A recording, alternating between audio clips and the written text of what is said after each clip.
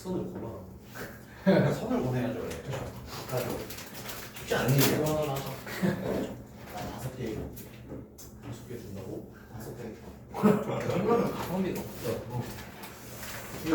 여러분 다음 질문. 재밌는 질문 나왔잖아요.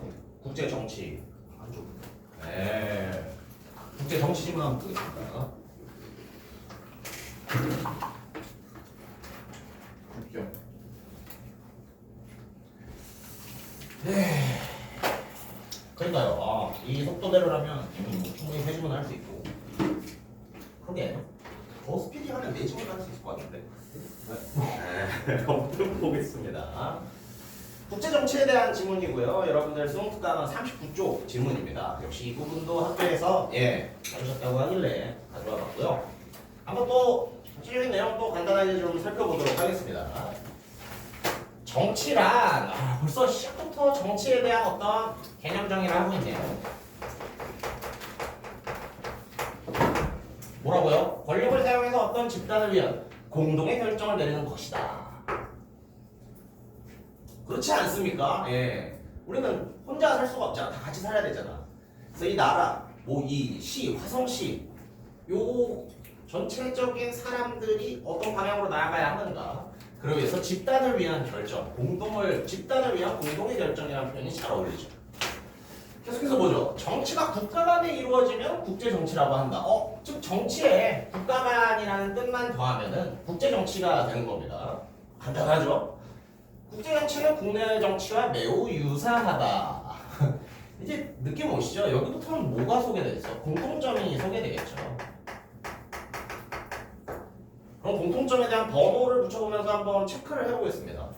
두 종류의 정치는, 즉 국제 정치와 그냥 정치는 모두 약자에 대한 지원을 하고요. 2번, 표준 도량형 확정과 같은 종류의 정책적 문제를 다룬다고 하고 있죠. 이건 혹시 들어보셨어요? 표준 도량형 확정 같은 거 들어보셨어요? 이거 표준 단위를 정한다는 건데, 예를 들어서 그러니까 약간 이제 우리나라는 센티미터 미터를 쓰잖아요. 근데 뭐 다른 어디지 외국 지역에서 뭐 야드나 뭐라고 하죠? 야드 말고 이거 피트 막 이런 걸 쓰잖아요. 그런 것들 즉 우리 공동체는 어떠한 단위를 쓸지 이런 것들을 정하는 것을 표준 도량형을 정한다라고 합니다. 그렇죠. 그래서 정책적 문제를 다룬다. 아무튼 계속해서 봅시다. 또한 무력의 사용이나 집단을 대표한 결정 같은 권력의 사용과 정치적 선택이 이루어진답니다. 그렇죠. 무력의 사용이나 집단을 대표한 결정을 뭐라고 보는 거야? 권력의 사용, 정치적 선택으로 보고 있는 거죠. 더 세세하게 나누면 무력의 사용은 권력의 사용이 될 테고 집단을 대표한 결정은 정치적 선택이 될 겁니다. 더 세부적으로 화살표를 쳐줄 수도 있을 것 같아요. 아무튼 좋습니다. 그러나 그렇지 지금까지 공통점 얘기했다고요. 네. 공통점에 3번 붙여야지. 공통점을 3개 정도 제시했나요? 무력의 사용이나 집단의 결정 같은 권력의 사용과 정치적 선택이 이루어진다.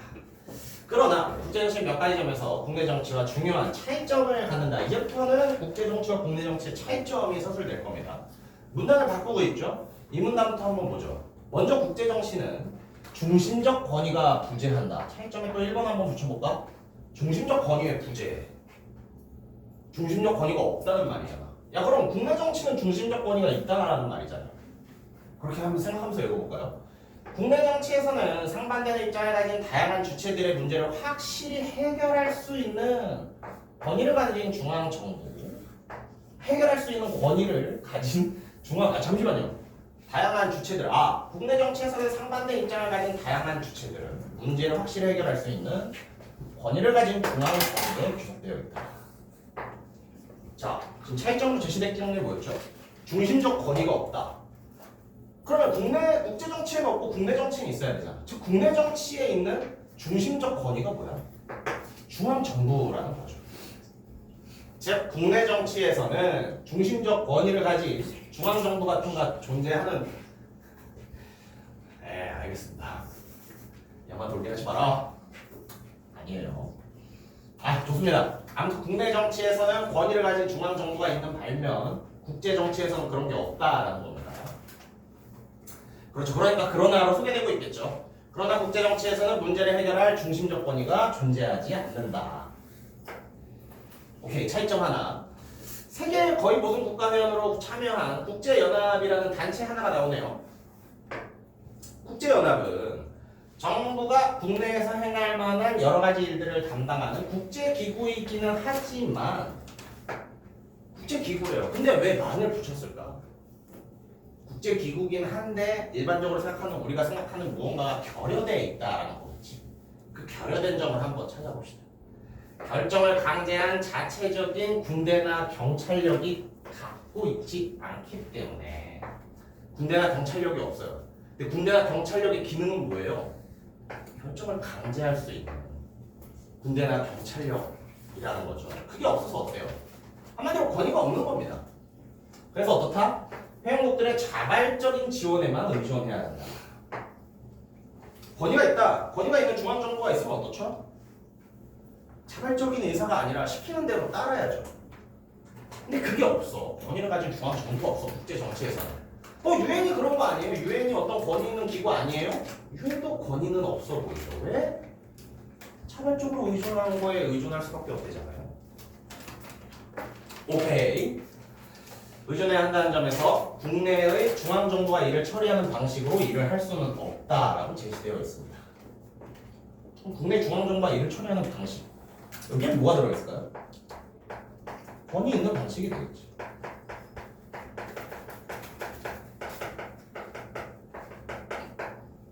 그러니까 차이점의 지금 핵심 내용이 뭐야?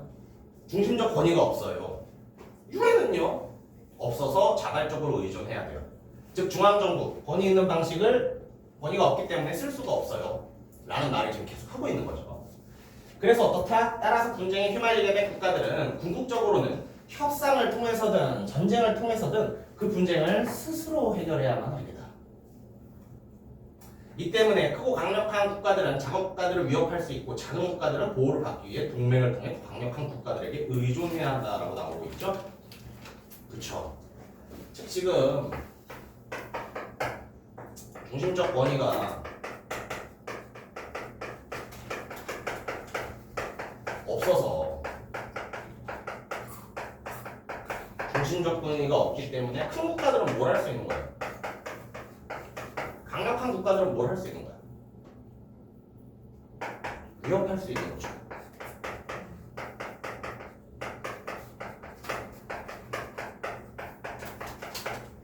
중심적 권위를 가진 게 없으니까 작은 국가들은 어쩔 수밖에 없는 거야.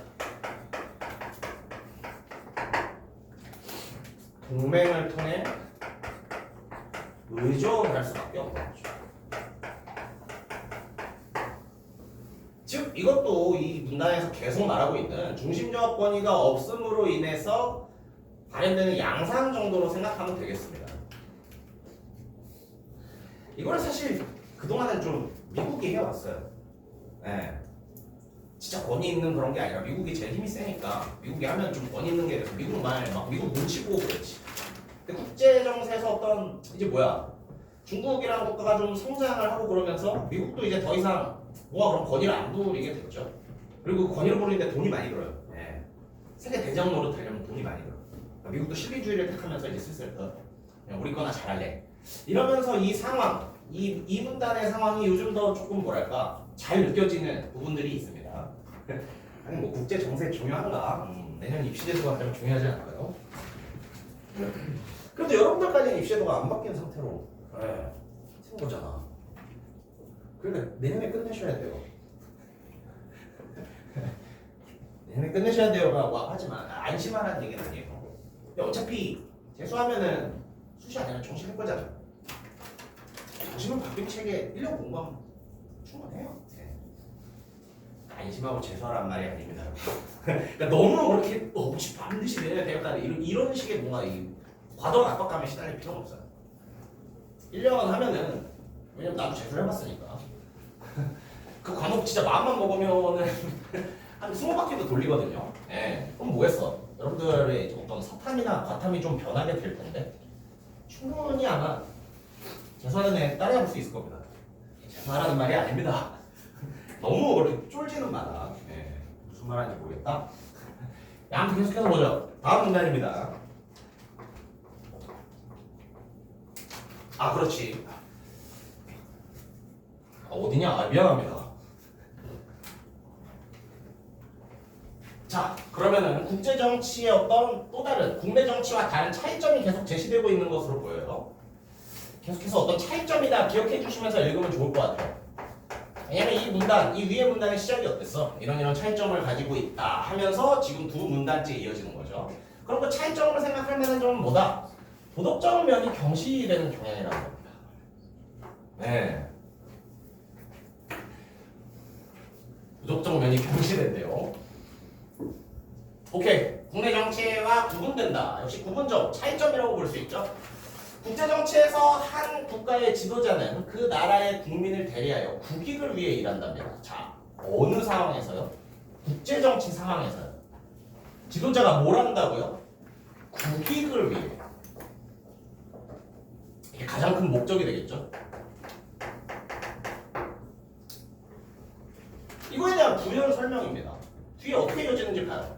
국제정치에서 국가의 이익 보호가 지도자의 첫 번째 의무이다. 가장 중요하다라는 거죠.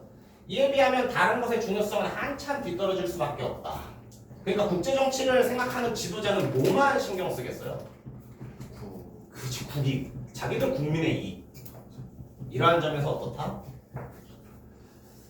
국제정치는 국내 정치에 비해 도덕적인 면에서 냉담한 태도를 보이게 된답니다.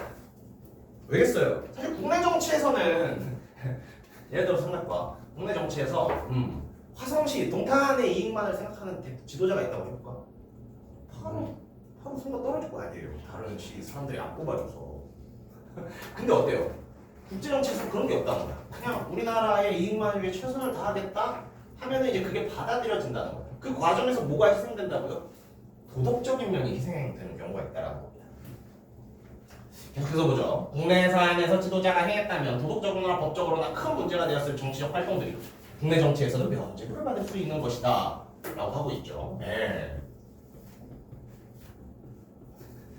아무튼 그렇습니다. 근데 하나가 고민해. 그렇지 않나요? 여러분 최저임금 같은 것도 한번 생각해볼까? 최저임금을 왜 만들죠?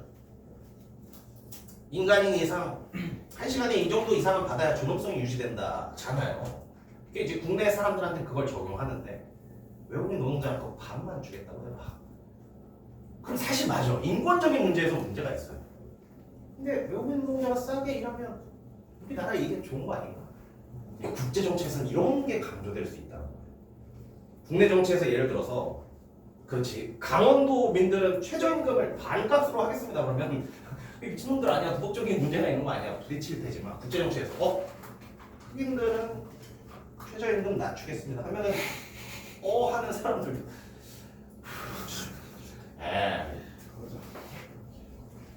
무슨 얘기하고 싶어요? 아닙니다. 그냥 좀 더 집중할 수 있는 수업을 하겠습니다. 네. 좋아요. 그런 얘기입니다. 다음 문단 보겠습니다. 국제정치와 국내정치의 세 번째 중요한 차이점. 그래도 이런 게 글에 상당히 친절한 점이에요. 계속해서 차이점을 말해주고 있다고 어떤 글의 전체적인 구조를 설명하는 문장이 되겠죠. 세 번째 차이점은요. 국내 정치에 비해서 국제 정치에서 지도자들 간의 의사소통이 어렵다. 오해가 발생하기 쉽다라는 겁니다. 이건 너무 당연하지 않습니까?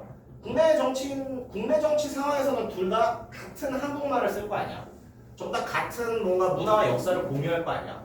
그렇기 때문에 물론 오해가 발생하긴 했지만 오해가 발생하기가 쉽진 않을 겁니다. 근데 외국 국제 정치에 관해서 어떻죠? 반드시 통역사 껴야 되잖아. 그러니까 전달 과정에서 뉘앙스나 이런 것들에 대한 차이에서 분명히 오해가 발생할 수 있을 겁니다. 오케이. 그런 얘기들이 지금 써 있어요. 그래도 한번 보자. 한 국가 내에서는 정치 지도자들이 서로 잘 알고 있는 비슷한 경험과 비슷한 배경 지식을 가지고 있으며 같은 국가니까요. 같은 문화를 공유하고 있다. 그러나 국제 정치에서 행위자들은 대화를 나누기 위해서는 통역사를 껴야 되죠. 그렇기 때문에 어떻다? 이 과정에서 오해의 여지가 많이 남기게 된답니다. 이 과정은 뭐였어요? 통역사와 함께하는 과정이겠지. 그리고 또한 문화적 종교적 차이가 있거나 공유된 가정과 동기가 부족했을 때도 심각한 상황이 발생할 수 있답니다. 그래서 어떻다? 의사소통에 어려움이 존재하고 의사소통에 실패가 생긴다는 거예요. 내용적으로는 뭐 크게 어려울 게 없는 부분인 것 같네요. 어떻게 보면 여러분들 당연하게 이해할 수 있을 겁니다. 네. 근데 가짜 한국말 쓰는 사람들끼리 더 사실 오해가 생기지 않나요? 그걸 생각하면 또 그렇지. 외국어로 소통하는 관계에서는 더 생기기 쉽겠다라는 것을 생각해 두면 될 것 같아요.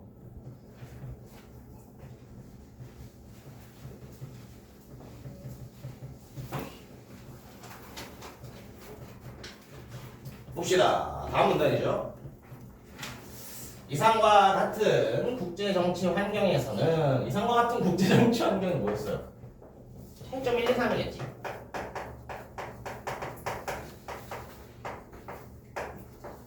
이런 차이점 1, 2, 3이 존재하는 국제정치 상황에서는 한 번만, 그래 내신 지문이니까 한 번만 떠올려볼까? 차이점 1이 뭐였어요? 강력한 권위를 가진 기관이었다. 차이점 2가 뭐였어요? 그렇지, 도덕적인 면이 경시되기 좋다. 차이점 3이 뭐였어요? 맞아요. 말이 다르기 때문에, 문화가 다르기 때문에 의사소통에서 오해가 생길 수 있다. 아무튼 이러한 환경이라는 겁니다. 이 차이점이 존재하는 환경이라는 거예요. 이 차이점이 존재하는 환경에서 군사력은 국제정치 참여자들의 중요한 권력 기반으로 작동할 수 있답니다. 군사력의 역할, 군사력의 기능을 한번 살펴볼까? 군사력의 기능이 뭐라고요?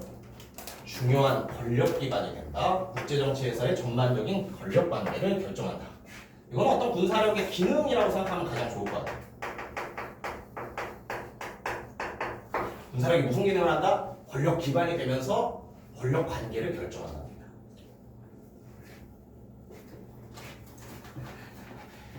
제가 여기서 끝내좀 하지만 그러나 그렇죠. 군사력으로 권력 기반 속에 군사력으로 관계를 결정하면 되는 거 아닙니까? 군사력에만 의존하면 안 된다는 거죠. 왜? 고립이 생길 수 있으니까.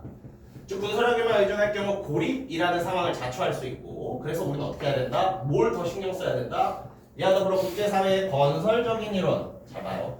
건설적인 이론, 본받고 싶어하는 모범, 이 전부 다 어떤 긍정적 어휘들 아닐까?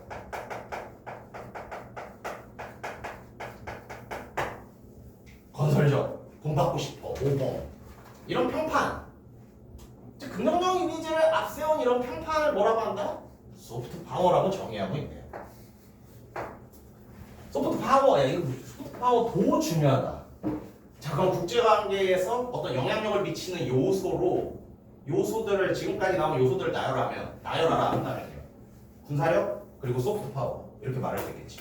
왜? 소프트 파워 더 중요하다. 소프트 파워도 군사력과 같은 범주에 넣을 수 있는 개념이라는 거예요. 그럼 그 범주가 뭐야? 국제 정치 환경에서 어떤 서로 간의 위계 질서를 만드는 그러한 기능들을 하는 물건들이 나오겠죠. 이러한 것들이 또 아마 제시될 겁니다. 계속해서 보죠. 또한 군사적으로 강하지 않더라도 경제적으로 중요한 무언가를 보유하고 있는 국가는 국제 정치에서 중요성을 인정받을 수 있다. 지금 군사력, 소프트 파워와 함께 또 하나가 나왔습니다. 경제적으로 중요한 무언가. 경제력이겠죠. 뭐 사실상 정리를 하자면. 좋습니다. 마지막으로 지도자의 능력 있는 리더십. 이 네모 4개에 대한 게 전부 보겠어요. 국제정치에서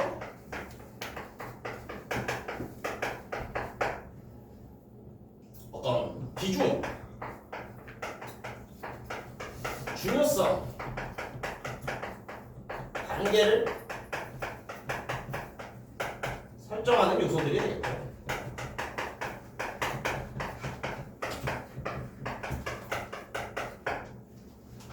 이 네모칸 4가지가 이런 식으로 제시된 겁니다. 군사력, 소프트 파워, 경제적, 뭔가 중요한 성, 그리고 리더십.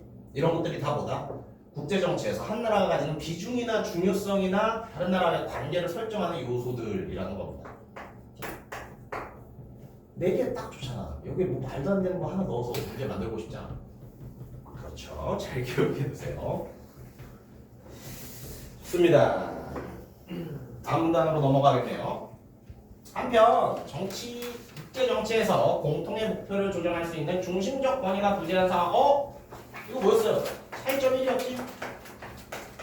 중심적 권위 있는 게 없다. 즉 차이점 1로부터 할 수 있는 논의를 지금 더 진행하겠다는 겁니다. 이러한 상황에서도 어떻다? 국제연합과 같은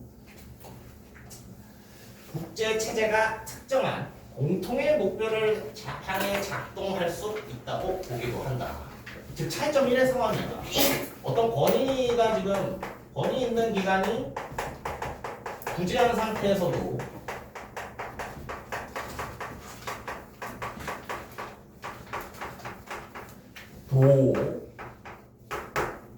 권위 있는 기관이 부재한 상태에서도 어쩔 수 있다고요?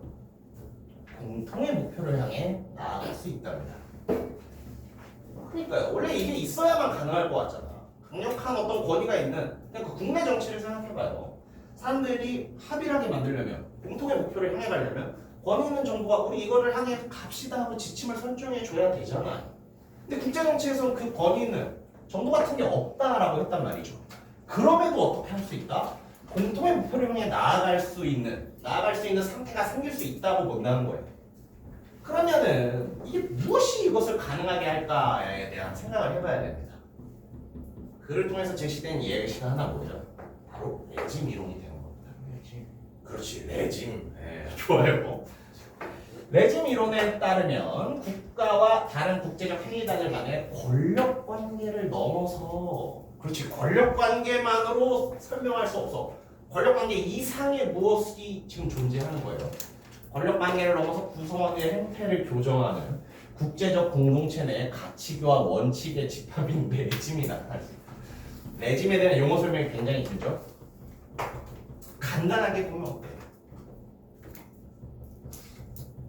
가치와 원칙의 집합이야. 근데 어디서의 가치와 원칙의 집합이야? 국제 공동체 내에서의 가치와 원칙의 집합이야. 그리고 그 국제 공동체 내에서의 가치와 원칙의 집합이 무슨 기능을 해요? 교정하는 기능을 해요. 뭘 교정해요? 권력 관계를 넘어서 국제 구성원들의 행태를 교정하는 기능을 하는 겁니다. 이게 굉장히 긴 문장이지만 이렇게 하나하나 좀 넘어가 생각을 해보는 거예요. 일단 뒤에서부터 한번 보는 겁니다. 가치와 원칙의 집합이래. 무슨 가치와 원칙의 집합? 공동체 내에서의 가치와 원칙의 집합이래. 걔가 어떻게 쓰여? 구성원들의 행태를 교정하는 기능으로 쓰여. 이런 식으로요.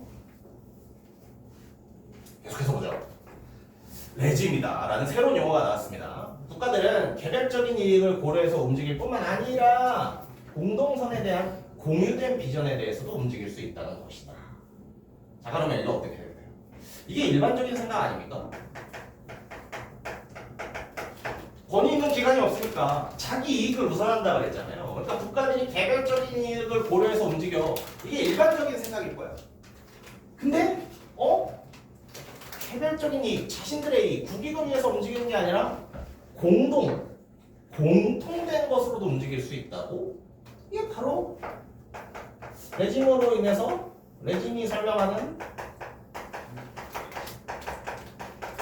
일단 일반적이지 않은 특수한이라고 할게요. 특수한 상황을 지금 설명하고 있는 거죠. 다시 정리해 볼게요. 일반적인 우리의 생각은 어떻다고요? 자기 국가의 이익만을 위해서 움직이겠지. 근데 레짐이라는 것이 어떤 특이한 상황을 만든다고요? 자신들의 이익, 자기 국가의 이익뿐 아니라 공동의 이익, 공유된 비전, 우리가 함께 나아가야 할 길, 이런 것들을 따라서 움직이는 어떤 특수한 상황을 레짐이 만들 수 있다는 겁니다. 오케이. 레짐은요, 레짐의 영역을 말하고 있네요. 레짐의 영역은 어떻게 된다? 무역, 인권, 정의, 환경보호 등과 같은 영역을 다루고 있답니다. 여러 영역을 다루고 있네요. 예를 들어 예시를 주고 있죠. 2차 세계대전 이후 국제통화기금 IMF와 같은 제도에 의해서 만들어진 국제질서는 무역이 확대되어야 하며 이를 통해 모든 경제체제들이 효율적으로 작동해야 한다는 레짐을 제시했다. 이거 레짐이라고 했죠. 레짐의 특성이 뭐였다고요? 권위 있는 기관이 없어도 다 같이 해. 일반적인 생각에는 자기들의 이익을 위해서만 움직일 것 같은데 아니야. 공동의 이익, 공동선을 위해서 움직여. 그거의 예시로 지금 뭐가 제시됐다고요? 국제통화기금. 권위 있는 정부는 아니지만 이들이 주장하는 무역에 대한 확대와 효율성이라는 어떤 가치들을 국가들이 지금 전부 따라가고 있는 겁니다. 무역 확대합시다, 효율적으로 합시다 라는 가치들을 어떤 중앙 정부가 건의하지 않아도 같이 따라가고 있다고요. 이게 레짐이라는 거죠. 오케이. 이에 대해서 부국과 빈국 간의 불균등을 묵인한다라는 비판이 제기되기도 하였지만 이거는 뭡니까? IMF에 대한 비판점이 되겠죠?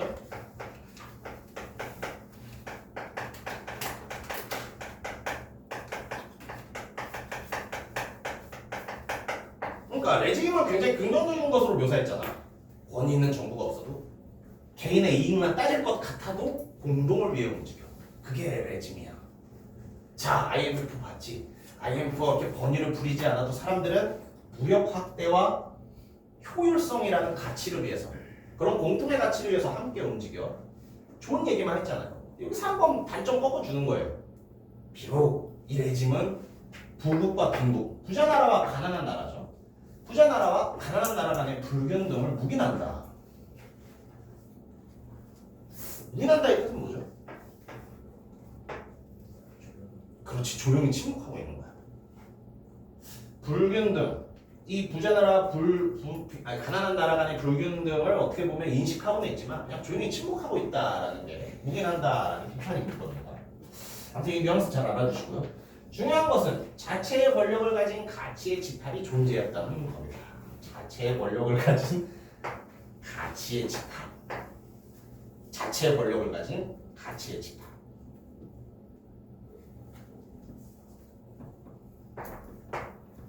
오케이.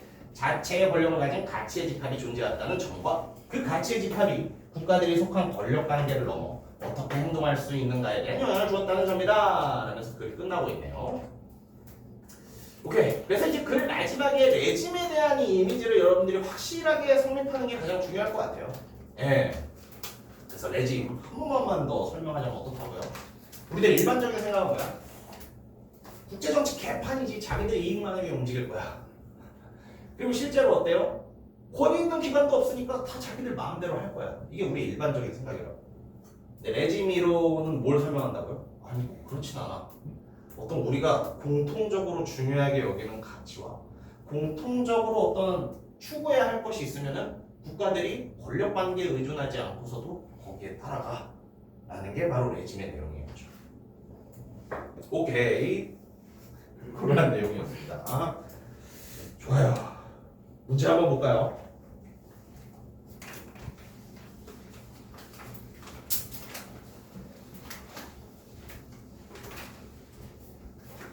윗글의 내용과 일치하지 않는 것은 사실 확인에 대한 문제입니다. 네.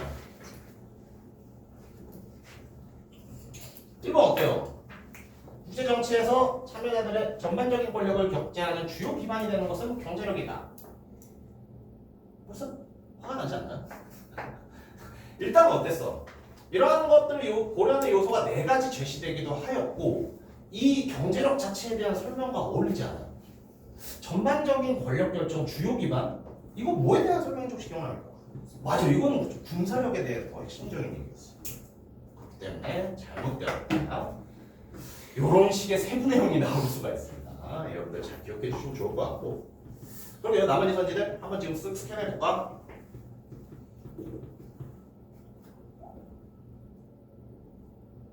어려운 내용 없는 것 같아요. 평판, 소프트 파워, 지도자 리더십 이런 것들이 그렇지 국가 차지하는 어떤 비중이나 관계나 이런 거에 영향을 미친다고 했었죠? 3번 네, 공통점이잖아. 모두라고 했으니까 공통점으로 제시된 거고 이게 공통점이 2번인가로 제시된 내용이었습니다. 본문에 그대로 있는 내용이고 4번 국내 정치에서 중앙정부는 아직 상반된 입장을 가진 다양한 주체들이 문제를 해결할 수 있는 권위를 가지고 있다. 그렇지. 국제정치에서는 이 권위 있는 기관이 없었다고 했었죠. 5번 국제정치에서 행위자들은 통역을 통해 대화를 나누거나 문화적 종교의 차이가 있는 경우 의사소통 실패, 의사소통의 어려움 정확합니다. 그래서 내용 일치 문제 어렵지 않게 또 잘 푸셨을 것 같고 야, 2번은 지금 한번 풀어볼래요? 이거 여러분 학교에서 풀었나? 재밌는 문제인데 이거. 그러면은 바로 설명 한번 들어가겠습니다. 네, 한번 학교에서 파고 다니다가 쉬웠지만 기억이 안 날 수도 있어요. 네. 한번 봅시다. A 상황 한번 체크해보죠. 국제연합 산하기구인 국제사법재판소요. 이거 국제기구죠. 국제연합의 회원국인 이스라엘이 군사적으로 점령한 요르단 서안 국경지대에 방어장벽을 세운 것에 대해 그거 국제법에 위반한다. 판결을 내렸어요. 그러나 어떻다? 이스라엘은요. 모름 어쩔. 그런데도 어때? 재판소가 할 수 있는 게 없대요. 뭔 말이냐? 그렇지 맞아요. 국제 정치에서는 권위 있는 기관이 없어서 자체적인 어떤 수용, 자발적인 수용을 기대할 수밖에 없었다라는 글의 내용과 굉장히 잘 어울리죠. 좋습니다.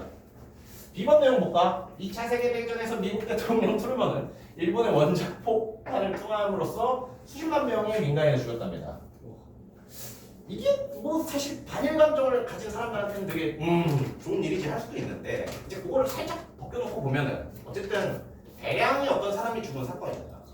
우리 글에 무슨 내용과 좀 연관 지어볼 수 있을 것 같아요. 봐주는 거? 면제부. 그렇지. 뭐의 면제부가 된다? 도덕 요소를 잘 고려 안 하게 되죠. 국제 정치에서. 이거 폭탄 한 방이면 전쟁 끝. 실리적인 걸 고려한다라는 거예요. 비슷한 내용이죠. 영국 수학 처칠도 독일에 엄청난 폭격을 가해서 무고한 민간인의 피해가 우려된다. 그 반대 의견이 있었음에도 굽히지 않았다. 비판받긴 했지만 처벌받지는 않았다. 그렇죠. 국제관계에서는 어떤 도덕 요소를 고려하지 않고 국내 정치라면 고려했을 도덕 요소도 고려하지 않고 행동한다는 내용들. 그 내용과 잘 어울리는 내용이었습니다. 10번. 1930년대 영국과 프랑스의 정치 지도자들은 전쟁을 피하려고 당시 체코슬로바키아 영토 일부를 나치에 양도하는 협정을 맺는 등 히틀러에게 부적절할 만큼 점잖게 대응했다. 이는 유럽 국제패를 꿈꾸던 히틀러가 원하는 것을 제대로 이해하지 못했기 때문이라고 합니다. 히틀러가 세계를 정복하려는 야심이 있음에도 그걸 이해하지도 못한 거야. 그러니까 처음에 어때? 처음에 이렇게 땅을 더 넓히려는 히틀러한테 그래 가져 협정 오케이 해준 거예요. 뭐에 대한 부족이 이걸 가져왔을까? 맞아요. 이게 좀 억지 같긴 한데 소통이 어렵다. 의사소통 실패가 일어난 거예요. 우리 소소통이. 의사소통 실패가 일어난 거예요. 분명히 회담장에서 히틀러도 만나고 히틀러가 무슨 행동을 하는지도 봤지만 그 문화와 역사적 배경을 이해하지 못해서 제가 세계 정복하려는 거구나. 이걸 몰랐던 거예요. 그렇지. 그래서 의사소통 실패로 생각할 수 있다. 그래서 ABC를 이런 식으로 할 수 있겠네요. 그럼 이제 정답은 사실 허무할 만큼 쉽습니다, 여러분. 그러니까요. 이렇게 열심히 이제 ABC 분석했는데 정답은 개 쉬웠어요. 3번 선지 한번 눈을 주십시오. 그렇죠. 민간인들이 큰 피해를 입을 것 같은 상황임에도 미국의 대통령이나 영국 수상이 공격을 지시했던 점에서 정치 주도자들이 소프트 파워를 의식하고 있다? 야, 이거 소프트 파워는 뭐라 했어? 그 좋은 평판이었잖아요. 긍정적인 평판이었잖아요. 긍정적 평판을 의시했으면 미사일을 떨어뜨릴 수 없었겠죠. 그래서 답은 또 굉장히 허무하게 문제 잘 만들어 놓고 답은 허무하게 나온 문제였습니다. 오케이. 안녕 문제입니다. 기억을 이해하는 내용으로 가장 적절한 것은 기억이 뭐지? 쓱 한번 볼게요. 레짐. 보죠. 1번. 국가들이 공동선에 대한 공유된 비전에서 움직일 수 있다고 본다. 바로 정답이 나왔네. 레짐이 뭐였어요? 그렇지. 야, 일반적으로 자기들 이익을 위해서만 움직이는 거 아니야? 야, 권위 있는 기관이 없기 때문에 이렇게 공통적으로 못하는 거 아니야? 그게 아니라 때로는 공통의 공유된 것으로 움직일 수 있다. 이게 이제 레짐이 그 전에 어떤 일반적인 생각을 깨는 레짐의 어떤 핵심적인 내용이었죠. 오케이, 1번 맞습니다. 2번. 야, 이런 세부 내용도 한번 잘 파악해야 돼. 권력관계에 기반해야 국가 행위자들의 행태를 교정할 수 있다. 레짐의 행태 교정 분명히 제시됐거든요. 근데 어디가 잘못됐어요? 그렇지, 이거에 기반. 레짐은 이런 거 없이도 할 수 있다라는 입장이잖아요. 그래서 2번 같은 게 해결 좀 분명히 봤는데 해서 쓰면 안 되는 겁니다. 내 집은 권위나 권력관계 이런 거 없이도 할 수 있다고 보는 거예요. 나머지 선제는 한 번씩 읽어보시고요. 좋습니다. 그런 식으로 살펴봤고 마지막 내용 정리 한번 해보고요. 예. 여러분 내신 지문이니까 시험 전에 한 그래도 대여섯 번씩은 읽고 들어가세요. 예. 여러분 수업 때 한 번 읽잖아. 예. 그렇지 학교 수업 때 한 번 읽고 지금 이게 뭐야? 이 수업 때 한 번 읽고 여러분 숙제 낼 때 한 번 읽을 수 있잖아. 네. 클릭 때도 한 번 읽어. 클릭 때도 또 주거든. 벌써 4번이야. 이제 여러분들 한 번만 공부해도 5번 읽는 거야. 근데 이 4번이 다 대충 4번이면 큰일 나는 거겠죠. 하여튼 여러분들 이 글 자체에 대해서 굉장히 익숙해 주십시오. 예. 옛날이었으면 진짜 외우라고 했을 수도 있는데 제가 그런 공부를 싫어해서 근데 진짜 나쁘지 않아요. 네, 내신에서는 본문 외우는 거 특히 영어 지문은 사실 외우는 것도 진짜 괜찮아요. 이제 나는 그렇게 한 번도 못했어. 그래서 내신 성적이 그렇게 좋진 않았습니다. 네, 아무튼 내신에서 어떤 그런 성실함이 굉장히 중요할 수 있다는 거 여러분들 한번 생각해 주시면 좋겠고요. 그렇죠. 우리 마지막으로 한번 우리 지금 봤던 이 지문 내용들 한 번만 더 정리해 봅시다. 국내 정치와의 유사점을 다루는 문제였어요. 그래서 들어갈 말 유사점으로 제시된 거 한번 머리에 떠올려 봅시다. 공통의 선택을 한다 그랬어. 그리고 우리 지난주에 무의사결정. 여러분 무의사결정에서 정책이 무슨 의미였죠? 야 복습하냐? 정책이 뭐였어요? 사회 문제를 해결하기 위해 미래 어떤 이 밝은 미래를 위해서 하는 어떤 집단의 어떤 행동 방식이나 지침이었잖아. 야 무의사결정에 정책 정리 나왔었잖아요. 정책적 문제를 다룬다. 여기서도 정책이 슬면 나왔었습니다. 오케이. 두 번째 공통점은 땡땡의 사용과 정치적 선택이 이루어진다. 여기 권력의 사용과 정치적 선택이 이루어진다. 이게 이제 유사점으로 제시된 두 가지였어요. 차이점 번호 붙이면서 우리 3개 정도 봤었죠? 한번 봅시다. 문제를 해결할 중심적 뭐가 없다. 중심적 권위를 가진 기관이 없었죠. 중심적 사실 여러 가지 내용이 중심 권위를 가진 이게 없다라는 걸로 설명이 됩니다. 두 번째, 땡땡적인 면이 경시된다. 도덕적인 면, 윤리적인 면이죠. 이익만을 자극의 이익만을 우선하니까. 세 번째는 이제 느낌 오시죠? 이게 발생하기 쉽다. 이게 오해가 생긴다. 그렇죠. 의사소통이었죠. 이런 식으로 공통점과 차이점 다시 한번 생각해 보시고요. 예. 국내 정치에서 권력이 기반이 되는 요소들이 제시되고 있습니다. 국제 정치에서 그렇지. 이게 네모칸 4개 기억나요? 우리 네모칸 붙이면서 했었잖아. 일단 전반적인 권력 관계를 세팅하는 거 가장 좀 처음에 제시됐으면서 그래도 뭔가 체계가 있는 느낌. 군사력이었죠. 그리고 긍정적 평가, 긍정적 평판과 관련된 소프트 파워. 그렇죠. 그리고 뭔가 아주 가치 있는 것을 지니고 있어. 경제적인 걸 지니고 있어. 경제적으로 중요한 걸 지니고 있어. 경제력이 중요했지. 마지막으로 지도자와 관련된 리더십이었죠. 그러니까요. 한번 생각해볼까 우리나라? 권력관계를 군사력은 꽤 높은 국가입니다. 네. 왜냐면 분단 국가라서 어쩔 수 없이 이제 군사력을 어느 정도 유지할 수밖에 없거든요. 뭐가 없는가? 이건 잘 모르겠어요. 네. 구체적인 평판이 어떤지. 이게 좀 아쉽네요. 지금 뭔가 우리가 자원적으로나 이런 경제적으로 소중한 게 없죠. 리더십은 사람에 따라 평가가 다를 테니 이건 제가 패스하겠습니다. 리더십. 이제 리더십. 네, 저는 철저한 정치적 존중인으로서 이게 저 투표 안 한 지 15년 됐어요. 네. 되게 이상한 사람 취급하는데 이거 나의 어떤 뭐랄까 맞아 신념이야 맞아. 그러니까 어떤 일이 있었냐면 갑자기 이런 얘기를 윤소리는 윤소리 타니까 안 됐어요. 뭐 다양한 생각이 있을 수 있죠.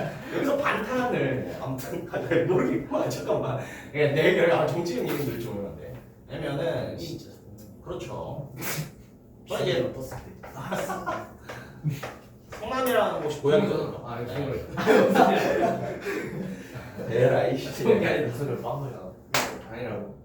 아무튼 예, 전 성남이라는 곳이 고향인데 이곳이 살짝 이제 좌성향 쪽입니다. 솔직히 말하자면 네, 민주당 텃밭이에요. 그게 난 민주당. 네, 그리고 이제 여러분들 나이 때 이제 갑자기 제가 대신. 좋아했던 선생님들이 거의 다 이제 좀 종교적 계열 선생님들. 그러니까 나는 옛날엔 진짜 극렬 좌파였어. 근데 이제 대학에 갔거든요. 짜파게. 네. 아니, 진짜 대학에 갔는데 그냥 내 친구들 그냥 되게 왜냐면 나 극렬 좌파니까 사실 이제 우파 애들은 이제 진짜 다 나쁜 새끼들이다. 약간 이런 그러니까 어릴 때 좀 편협됐었어. 대학을 갔는데 그냥 자연스럽게 약간 우파 지지하는데 되게 괜찮은 친구들도 많은 거야. 지금부터 이제 슬슬 보다 아 이게 좀 중립이 됐었습니다. 그래서 그때부터 중립을 지니고 살았는데 대학에 가면 좀 뜨거운 친구들이 있어요. 네. 어느 쪽인지 말 안 하겠지만 그 당시에 이제 자기가 어떤 선거가 있었는데 자기가 원하는 당이 선거에서 진 거야. 그러니까 이제 국민들 의식이 부족하다. 투표를 안 하니까 나라가 바뀌지 않는 거다 이런 얘기를 한 거야. 네. 근데 그에 대한 반발. 그래? 나 앞으로 계속 투표 안 해. 오. 네, 거기서부터 시작된 신념이 15년째 투표를 안 하고 있거든요. 엄청나다. 네. 그래서 저는 철저한 정치적 중립이다. 네. 누군가 저는 타락 반대합니다. 그래. 윤석열은 내랑 승리입니다. 그래 다 할 수 있어요. 야 무슨 얘기를 하는 거냐? 왜 이 얘기가 나왔죠? 네. 그래 리더십 테스트 여러분들 웃음의 의미가 약간 그런 것 같았어 이제 그 사람에 대한 어떤 평가가 다를 수 있습니다. 네, 중요한 건 아니었습니다. 마지막 포인트 짚어보죠. 국제정치에 관한 레짐, 그래 레짐을 마지막으로 정리해보는 시간을 가집시다. 국가와 다른 국가적 행위자들 간에 이게 중요한 게 아니야. 이거를 넘어서 행위할 수 있어. 여기 들어가면 권력관계입니다. 권력관계, 더 강한 국가, 권위 이런 거에 따르는 게 아니에요. 그걸 넘어서서 공동선? 공유된 가치 이런 것들을 따르는 거예요. 그렇죠? 그래서 레짐이란 무엇이다? 국제 공동체 내의 가치와 원칙의 집합입니다. 그리고 이 가치와 원칙을 공통적으로 따르게 되죠. 가치와 원칙의 집합이다. 영역도 이거 몇 개 나열했던 거 기억나죠? 무역, 인권, 정의, 환경 보호 등의 다양한 영역을 다루고 있고요. 그리고 그 예시로 제시됐던 거. 그 기관 IMF였죠? IMF는 권력관계 아니라 그렇죠. 어떤 가치와 어떤 원칙을 내려줘 세웁니까? 무역 확대와 효율성 중심의 경제 생활을 하자. 이런 가치만 가지고 있는 권력이 있는 기관은 아닌데 여러 나라들이 따른다는 거였잖아. 그게 이제 레짐에 대한 생각이었고요. 좋습니다. 그래 하나만 풀어볼까요? 뭐가 좀 재밌을까? 재밌다고 그래. 그래 재밌는 거? 그럼 4번 한번 풀어볼까요?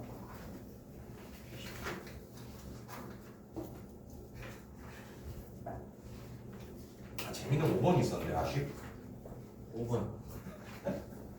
일단 4번 풀어보자. 왜냐면 그래 이 논지 전개 방식, 서술 방식, 설명 방식 이것도 항상 중요한 문제예요.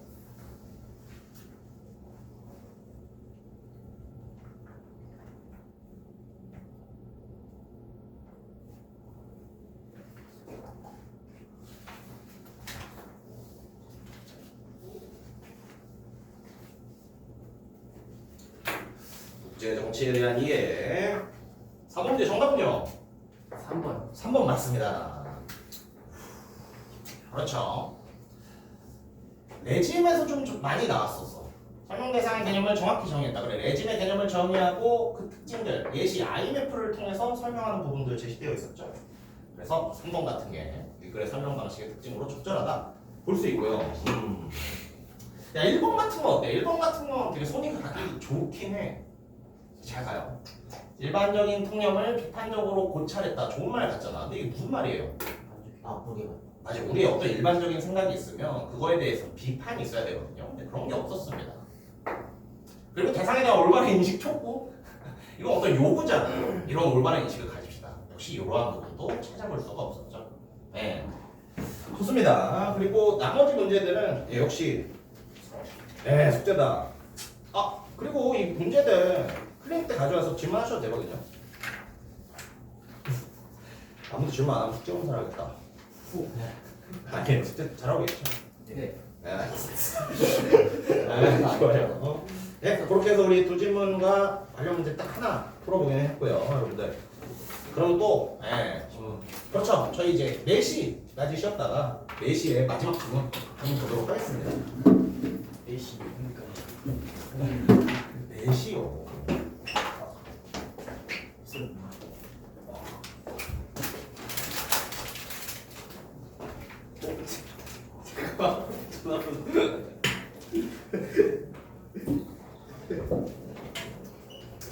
뭐야? 아, 여러분 개인정보.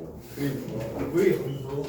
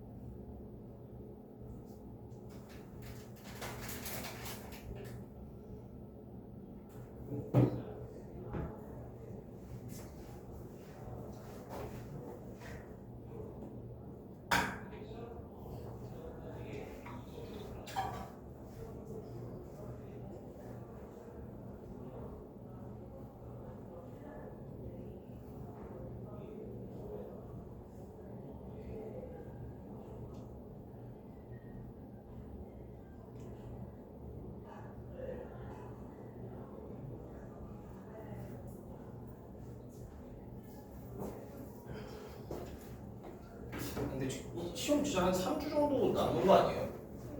네. 근데도 범위가 좁고. 네. 오. 그게.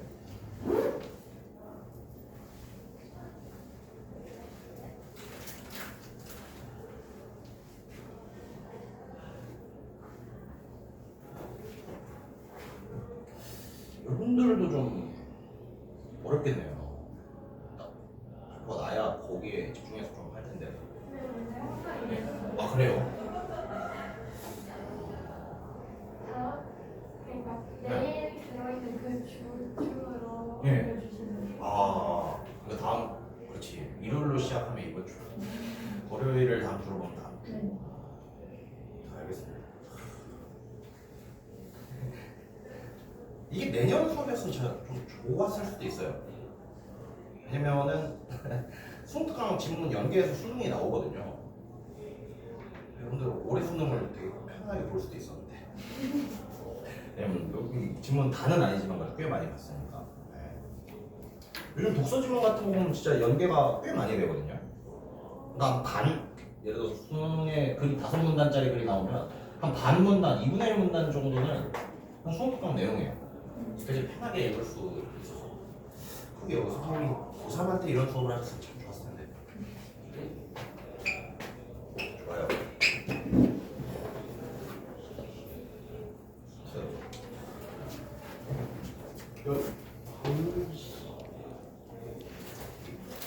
이빨을 둔다더라. 뭐? 야, 빨리 줘.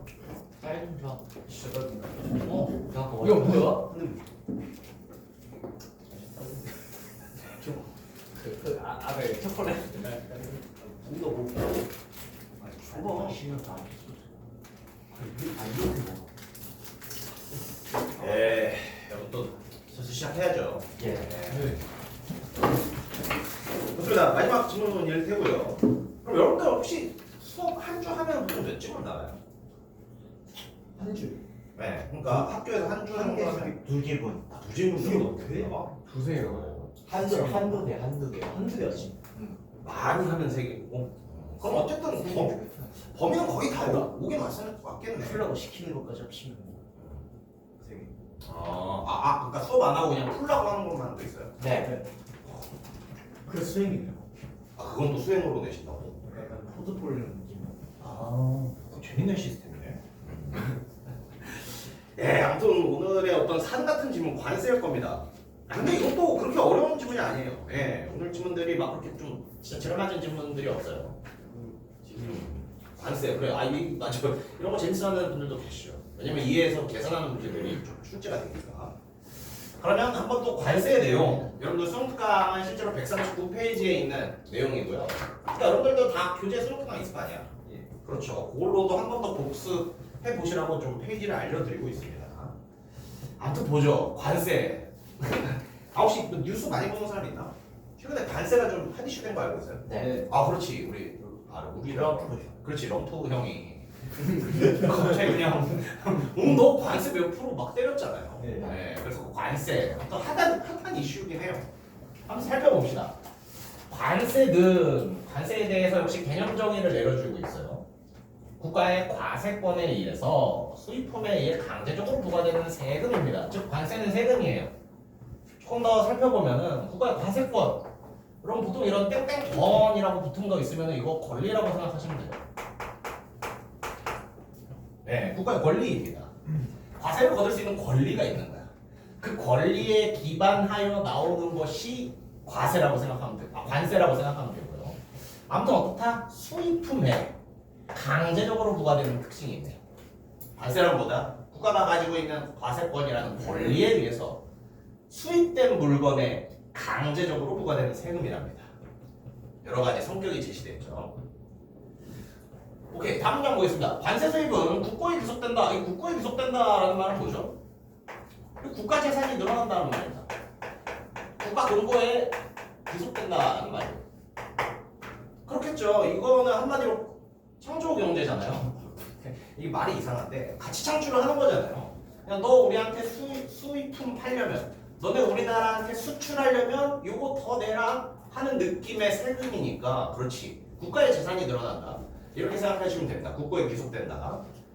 그럼으로써 이거 설명 나오네. 국가재정원의 수입이 됩니다. 즉 수출, 수입, 국가의 재산을 늘리는 행위가 된다는 거예요. 또한 관세는 수입품의 가격을 조정하는 수단이 된다. 무슨 수단이 된다고요? 수입품의 가격을 조정한다는 거야. 그래서 수입 거래에 영향을 미친다라고 보고 있어요. 간단하게 생각하면 그렇잖아요. 다음 문장까지만 보고 우리 간단한 예를 한번 생각해 볼까? 수입품의 경우 부담한 관세만큼 판매 가격이 인상되기 때문에 한번 생각해 볼까요? 수입품이 그렇지. 예를 들어서 여러분 좋아하는 회사 뭐 있을까? 테슬라가 나만 좋아할 건가? 테슬라가 아무튼 뭘 팔아요. 근데 물건의 가격이 100원이라고 쳐봅시다. 네. 그렇죠. 너무 싸죠. 우리나라에도 100원에 팔아야 될 거 아니에요. 네. 근데 국가에서 관세 10% 내놔. 그럼 110원이 됐어요. 그럼 테슬라는 10원 손해보고 그냥 그대로 100원에 팔던가 아니면은 자신들이 낸 세금을 그대로 물건 가격을 올리는 식으로 진행하겠죠. 근데 실제로 테슬라는 이 물건 100원에 팔지만 우리나라에서 팔 때는 110원에 팔 수도 있는 겁니다. 이게 어떻다고요? 그렇지. 수입품의 경우 부담한 관세만큼 판매 가격이 인상된 상황인 거죠. 근데 그 20원 자기들이 손해보고 끝까지 100원에 파는 친구들도 있어요. 네. 그러니까 91원으로 수입품 가격을 다시 책정한다. 그럼 관세 10% 붙여도 자기들이 원래 팔던 100원에 파는 거죠. 이런 게 되게 공격적인 정책이고요. 자기들이 손해 보더라도 그 나라의 산업을 이제 부숴내겠다. 아무튼 그런 경우도 있어요. 그러면 국가는요 관세 20% 매기면 되지. 그럼 다시 110원 만들 수 있잖아. 이런 식으로 좀 복잡한 관계들이 있습니다. 그러니까 이런 예시들을 풍부히 생각해 보면은 또 굉장히 재밌는 글이 될 수 있어요. 그렇지. 아무튼 수입품의 가격이 올라가. 그럼 어떻게 됐어요? 국내 산업 보호 정책에 이용된답니다. 이러면 무슨 효과가 있어? 국산품은 가만히 있어도 가격 인하의 효과가 있어요. 수입품은 더 비싸지잖아. 근데 국산품은 그 가격에 팔잖아. 그러니까 국산품이 상대적으로 가격이 싸게 보이는 거야. 그러니까 국내 산업이 보호된다는 이게 성립하는 거죠. 계속해서 봅시다. 관세는 조세의 일종이기 때문에 조세의 종류, 납세자, 세율 등 조세에 관한 중요 사항을 법률로 정하도록 하는 조세 법률주의라는 개념이 하나 소개됐습니다. 조세 법률주의란 뭐라고요? 조세에 관한 종류나 납세자나 세율 등 조세에 관한 중요 사항을 미안해요. 여기에 가로칠게요. 종류, 납세자, 세율 이런 등의 정보가 뭐다? 조세에 관한 중요 사항이고 이 중요 사항을 반드시 어떻게 해야 된다? 법률로 정해야 한다. 여러분 이거는 상식으로 알아서 법률로 정하다라는 말은 뭐냐? 죄죠. 맞아요. 법률이 규정되어 있어야 라는 말입니다. 더 쉽게 말하면 한 번 더 쉽게 말하면 법에 써 있어야 된다는 말이에요.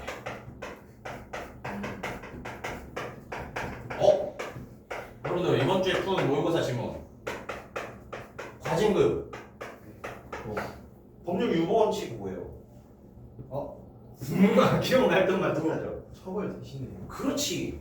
법률 유보의 원칙은 아니야. 처벌 대신 아니었어. 우리들에게 어떤 침입적인 행위를 하려면 어떻게 해야 된다? 반드시 법률로 정해야 한다. 비슷한 거야. 그러니까 이 개념을 알아두세요. 누군가에게 손해를 입히는 법의 내용이 있어요. 이걸 법적인 용어로 이제 침입이라고 하거든요. 손해를 입히려면 어떻게 해야 된다? 미리 법에 써 있어야 된다는 원칙. 이거는 어떤 기본 상식처럼 알아두세요. 이게 조세 법률 유보의 원칙이랑 또 똑같아요. 그렇잖아요. 억울하잖아. 나는 물건 100원에 팔 수 있게 만들었는데 110원에 팔아야 돼. 10원 더 내래. 나한테 굉장히 손해가 되는 내용이잖아요. 손해가 되는 내용은 어떻다? 국가가 무슨 자격으로 나한테 손해를 입혀요?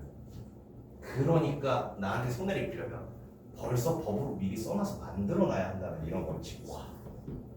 즉 나에게 손해를 입히기 위해서는 이미 내가 그 손해에 대해서 법에 적혀 있으면 거기에 동의할 수 있다라는 내용입니다. 느낌이 좋아요. 그러니까 여러분도 그래. 갑자기 여러분들한테 내일부터 아이폰 쓰는 놈들은 벌점 200점이다 그래. 굉장히 침입적이잖아요. 네. 그럼 어때? 그거 규정에 적혀 있어요. 이거부터 찾아. 그렇지. 나한테 손해되는 건 미리 적혀 있는지 미리 정해놨는지 이거부터 사실 찾게 돼요. 그래서 이게 되게 자연스러운 거. 오늘 이 얘기 들었을 때 여러분들이 그 지금 한번 복습해 보세요. 과징금지문. 거기서도 어떻다? 침입적 행위, 나한테 손해되는 행위를 할 때 법이 미리 정해져 있어야 된다. 에라이. 아무튼 좋습니다. 그래서 조세 법률주의에 대한 설명이 있었어요. 이 개념의 뉘앙스는 뭐라고요? 속내를 입히는 법. 침입적인 거에 대해서 미리 다 정해져 있어야 됩니다. 오케이. 그러나 왜 나왔을까? 다 정해져 있어야만 손해를 입힐 수 있다면서요. 관세는 그런 게 아니라는 거예요. 왜? 신속하게 고쳐야 돼요. 국제정세는 자주 변하죠. 여러분 법을 만들어서 법에 적히려면 그거 몇 개월 필요할 것 같아요? 많이 필요할 거예요. 저 정확히 모르겠어요. 근데 최소 법을 만들어서 그 법을 개정해서 법에 적히려면 몇 개월은 필요할 거야. 근데 관세 같은 건 어때?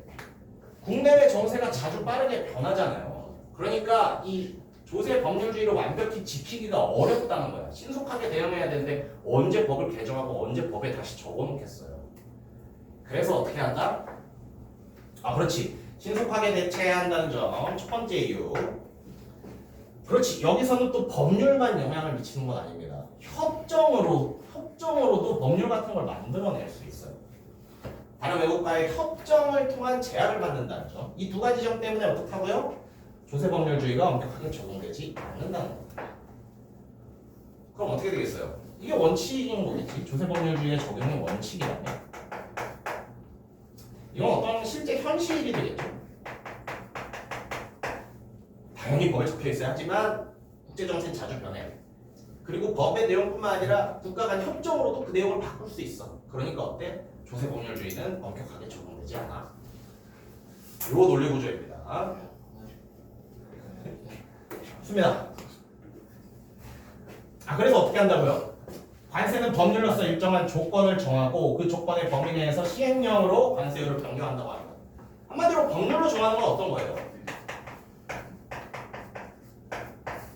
이런 틀을 정해놓는 거야. 그리고 시행령으로 하는 일은 뭐야? 이 틀의 범위 안에서 지금 관세 이만큼 하자, 관세 이만큼 하자, 이만큼 하자는 식으로 바꾼다는 거죠. 그래서 엄격한 조세 법률주의가 아니라 법률로는 이런 틀 같은 것만 만들고 실제로 시행령을 통해서 그때그때 변경합니다. 잠깐 상식으로 하자면 시행령은 이건 대통령이 만드는 거거든요. 이거는 빠르게 만들 수 있어요.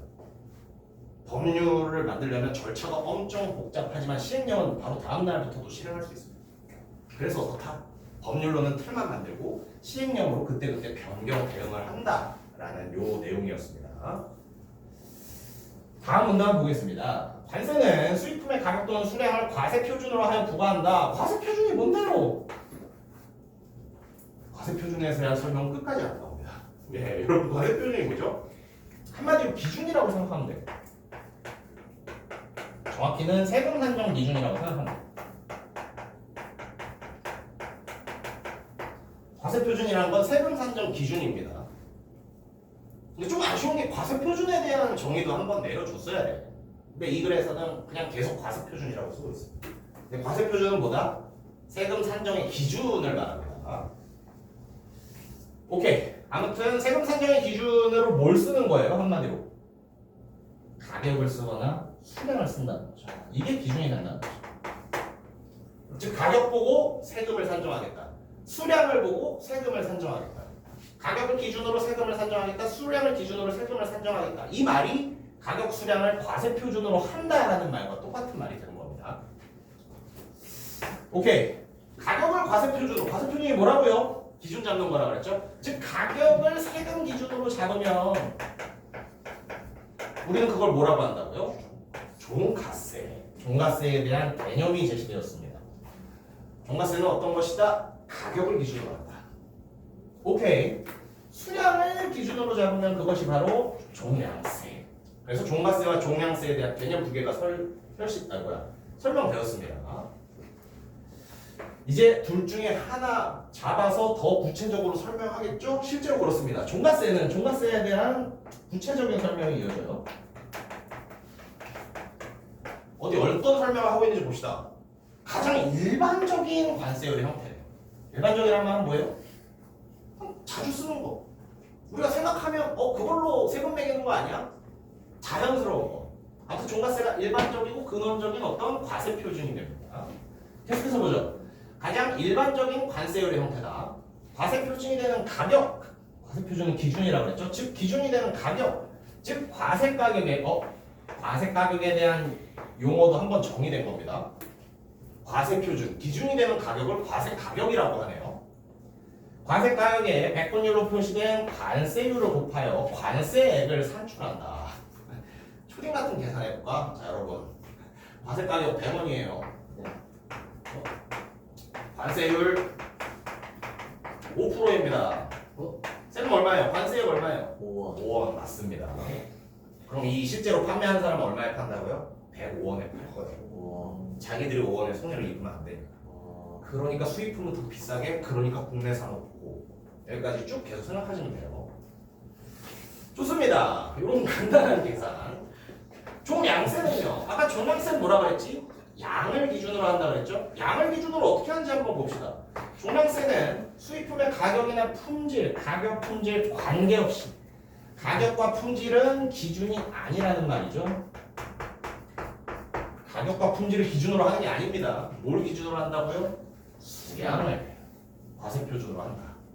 수량의 종류에 해당하는 겁니다. 수량을 기준으로 한다는 말이잖아요. 한마디로 이게 수량의 종류가 되는 거예요. 수량에 해당하는 것들은 뭐가 있다? 중량, 면적, 용적, 내수 등이 있는 겁니다. 오케이. 대충 이해되시죠? 아니 대충이라고 하면 안 돼. 잘 이해되시죠? 예. 이 한 편부터 넘어가서 보자.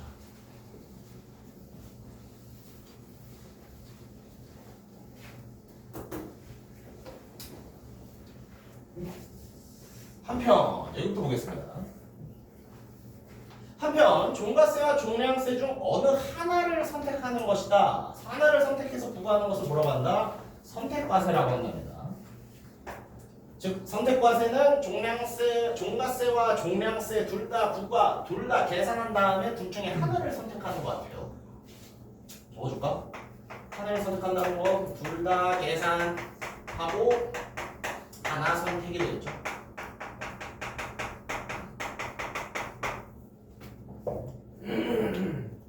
이것이 선택관세다. 둘 다 계산해도 둘 다 합치는 걸 그럼 뭐예요? 복합관세라고 하죠. 그럼 둘 다 계산해서 둘을 더 할 겁니다.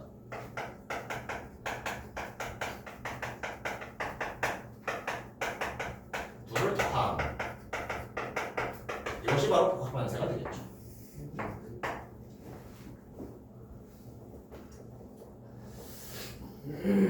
자, 이런 게 친절한 글이라는 거예요. 이제부터 긴 예시사항에 나오고 있죠. 근데 다를 쳐놓고 있네요. 시커멓게 문제를 내겠다는 의도도 있죠. 여러분들 고마우면 됩니다. 네, 그래 내용을 이해할 수 있을 뿐만 아니라 이거 이해하면은 이 예시 상황을 이해하면 문제도 하나 풀 수 있겠구나. 그렇게 생각하시면 돼요. 그럼 가의 상황 좀 우리 자세히 봅시다. 수입품 A라는 게 있답니다. 수입품 A를 1제곱미터 수입한다고 가정해 봅시다. 수입품 A를 1제곱미터 이런 어떤 부피가 있는 것 같아요. 1제곱미터 수입한대요. 1제곱미터에 부과되는 종량세액은 과세 표준, 즉 과세 기준이 뭐라고요? 양.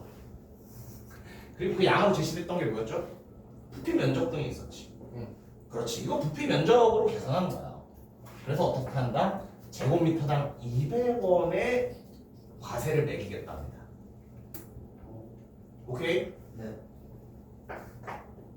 자, 확인됐어요? 이거 그러면은 5제곱미터 수입했어요. 과세 얼마예요? 1,000원이지, 그치? 1제곱미터당 200원 과세 매긴다고 그랬으니까 5제곱미터면 1,000원의 과세를 매기겠죠? 이런 예시상이 나왔을 때는 숫자 간단하게 바꿔보면서 계속 생각하는 게 굉장히 중요합니다. 계속해서 보죠. 종가세율을 10%라고 하자. 아무튼 종량세액을 200원, 종가세율을 10%라고 한답니다. 종가세율은 뭐였죠? 종가세는요? 가격을 과세표준, 즉 가격을 기준으로 하는 거. 아니, 그럼 이거 안 해도 되지. 야 그러면 5,000원 수입했어. 과세 얼마예요? 500원이 되는 거지. 그렇지. 얘는 이 뭐야? 단위가 양이었다면 얘는 단위가 가격이 되는 겁니다. 오케이. 제곱미터당 수입 가격이 1,000원이다 나왔습니다. 이제 어때? 구체적으로 1제곱미터에 대한 복합관세를 구해요. 복합관세는 뭐라고요? 둘 다 구해서 둘을 더한다. 어떻습니까? 1제곱미터니까 제곱미터당 200원. 200원에 1제곱미터당 얼마라고 했어요? 1,000원이니까 그거의 10%. 네. 그러니까 뭐가 돼요? 300원이 돼요. 이 200원 어떻게 나왔다고요? 제곱미터당 200원. 이 100원 어떻게 나왔다고요? 10%. 가격의 10%. 이 두 가지 기준으로 제곱미터당 200원, 1제곱미터 수입했네. 200원 그대로 계산하고 가격 1제곱미터 수입했는데 그거 얼마였지? 1,000원이었네. 그럼 10% 100원 해서 둘을 더한 게 뭐다? 복합과세라고 해요. 복합과세 두 개 다 계산해서 두 개 다 더해주는 거. 복합과세는 그 설명이 나오고 있습니다. 200원에 100원 더한 300원이 된 것이다. 여러분 실제로 이제 글을 읽다가 이게 왜 300원이지 하는 순간 그 질문은 사실 포기하게 됩니다. 근데 그렇지 이렇게 해서 300원이지 이게 되는 게 이제 독서에서 굉장히 중요해요. 새로운 개념이 나오네요. 실효세율. 그렇죠. 실효세율은 뭡니까? 300원을 우리가 30%의 실효세율로 계산했대요. 실효세율은 개념 없냐? 이거 글 뭔가 전체적으로 빠져있네요. 그러면은 이 다음까지 보면서 한번 실효세율에 대한 개념을 우리가 추측해 봅시다. 자, 아무튼 복합관세 계산하는 법 나왔어요. 선택관세에서는 어떻게 한다고요? 둘 다 계산해서 하나를 택한다. 오케이. 둘 다 계산했을 때 우리 200원이랑 100원이 나왔었죠? 그러니까 종량세와 종가세 중 관세가 더 높은 쪽. 근데 이게 뭐라고요? 일반적으로. 되게 유치한 손짓이지만 항상 하나 만들 수 있죠. 선택관세에서는 항상 더 높은 쪽을 선택해서 부과한다. 맞습니까? 틀립니까? 틀리지. 일반적으로 비슷한 걸 튼다. 항상은 아니고. 이러한 선지들도 한번 예상을 해볼 수 있어요. 아무튼 더 높은 쪽을 선택해서 부과해서 선택과세는 2만 원이고 그때 실효세율은 20%가 된다. 자, 그럼 우리 실효세율을 한번 추측해보자. 네, 300원이 몇 프로라고 했어요? 30%. 200원이 되니까 이걸 몇 프로라고 했어요? 20%라고 했어요. 그럼 100%에 해당하는 가격은 얼마겠어요? 가격. 기준 가격은 1,000원이겠죠. 미안해요. 즉 1,000원에서 300원을 세금으로 얻었을 때 우리는 실효세율을 30%라고 하는 것 같아요. 그럼 실효세율은 뭡니까? 맞아요. 가격을 기준으로 이렇게 적어볼게요. 실효세율 가격 기준에서 최종 세금의 비율이라고 생각하면 가장 적절하겠네요. 그렇지. 300원을 30%라고 200원을 20%라고 실효세율이라고 했어. 그럼 100%에 해당하는 건 1,000원이겠네를 생각해보면 이 1,000원이 뭐였지? 이거 상품 수입가격이었지? 그러니까 수입가격을 기준으로 해서 최종 세금은 몇 프로가 되는지를 구한 게 우리가 생각하는 실효세율이 될 겁니다. 오케이. 가격을 기준으로 했을 때 최종 세금의 비율을 실효세율이라고 하는 거예요. 그래서 복합에서는 30%가 됐고 뭐였죠? 선택에서는 20%가 됐습니다. 오케이. 이게 좀 아쉽네요. 그러니까 이런 게 좀 아쉬운 거예요. 왜냐면 우린 실효세율이라는 걸 처음 봤잖아요. 그렇기 때문에 사실상 실효세율에 대한 정의 문장이 하나 더 들어있으면 굉장히 좋을 텐데 그런 게 없습니다.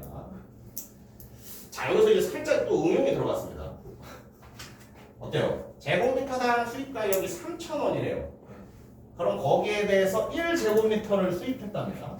그럼 어떻게 돼요? 1제곱미터를 수입하고 가격은요? 얼마에 수입해야 되겠어? 3,000원의 수입이 나왔죠. 예. 여기에 종가세를 보여봅시다. 종가세 얼마겠어요? 300원. 그렇지, 종가세 우리 10%라고 했으니까 종가세는 얼마다? 300원이 될 겁니다. 네. 종량세는 얼마가 되겠어요? 200원. 제곱미터당 200원이라고 했으니까 그렇죠. 종량세는 제곱미터당 200원. 그렇지, 가격과 상관없이 그대로 200원이 되겠어요. 실제로 그런가 볼까? 복합관세는 종량세 200원에 종량세 300원. 제대로 계산했네요. 그러니까 이럴 때는 다음 수술 보지 말고 내가 한번 계산을 해본 거야. 그 다음에 다음 수술 맞게 계산했네, 나 이해 잘했네 하고 넘어가시면 됩니다. 그렇죠. 복합관세에서는 이거 두 개 더한다 500원 나오고요. 선택과대에서는 일반적으로 더 비싼 걸 취한다 300원.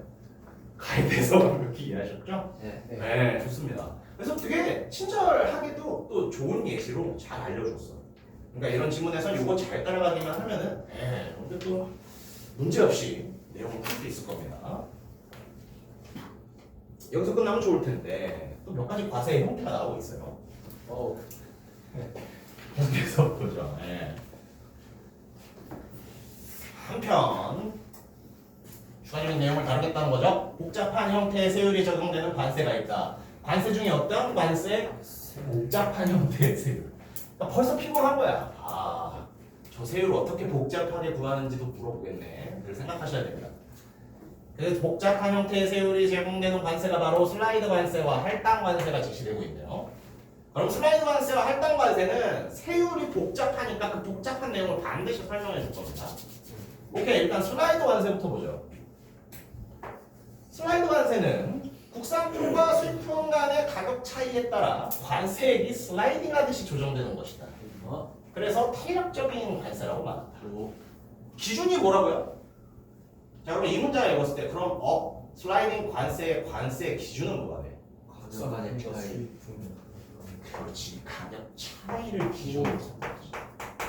이걸 가지고 슬라이딩을 시키는 거야. 네. 가격 간의 차이까지가 기준이 됩니다. 오케이?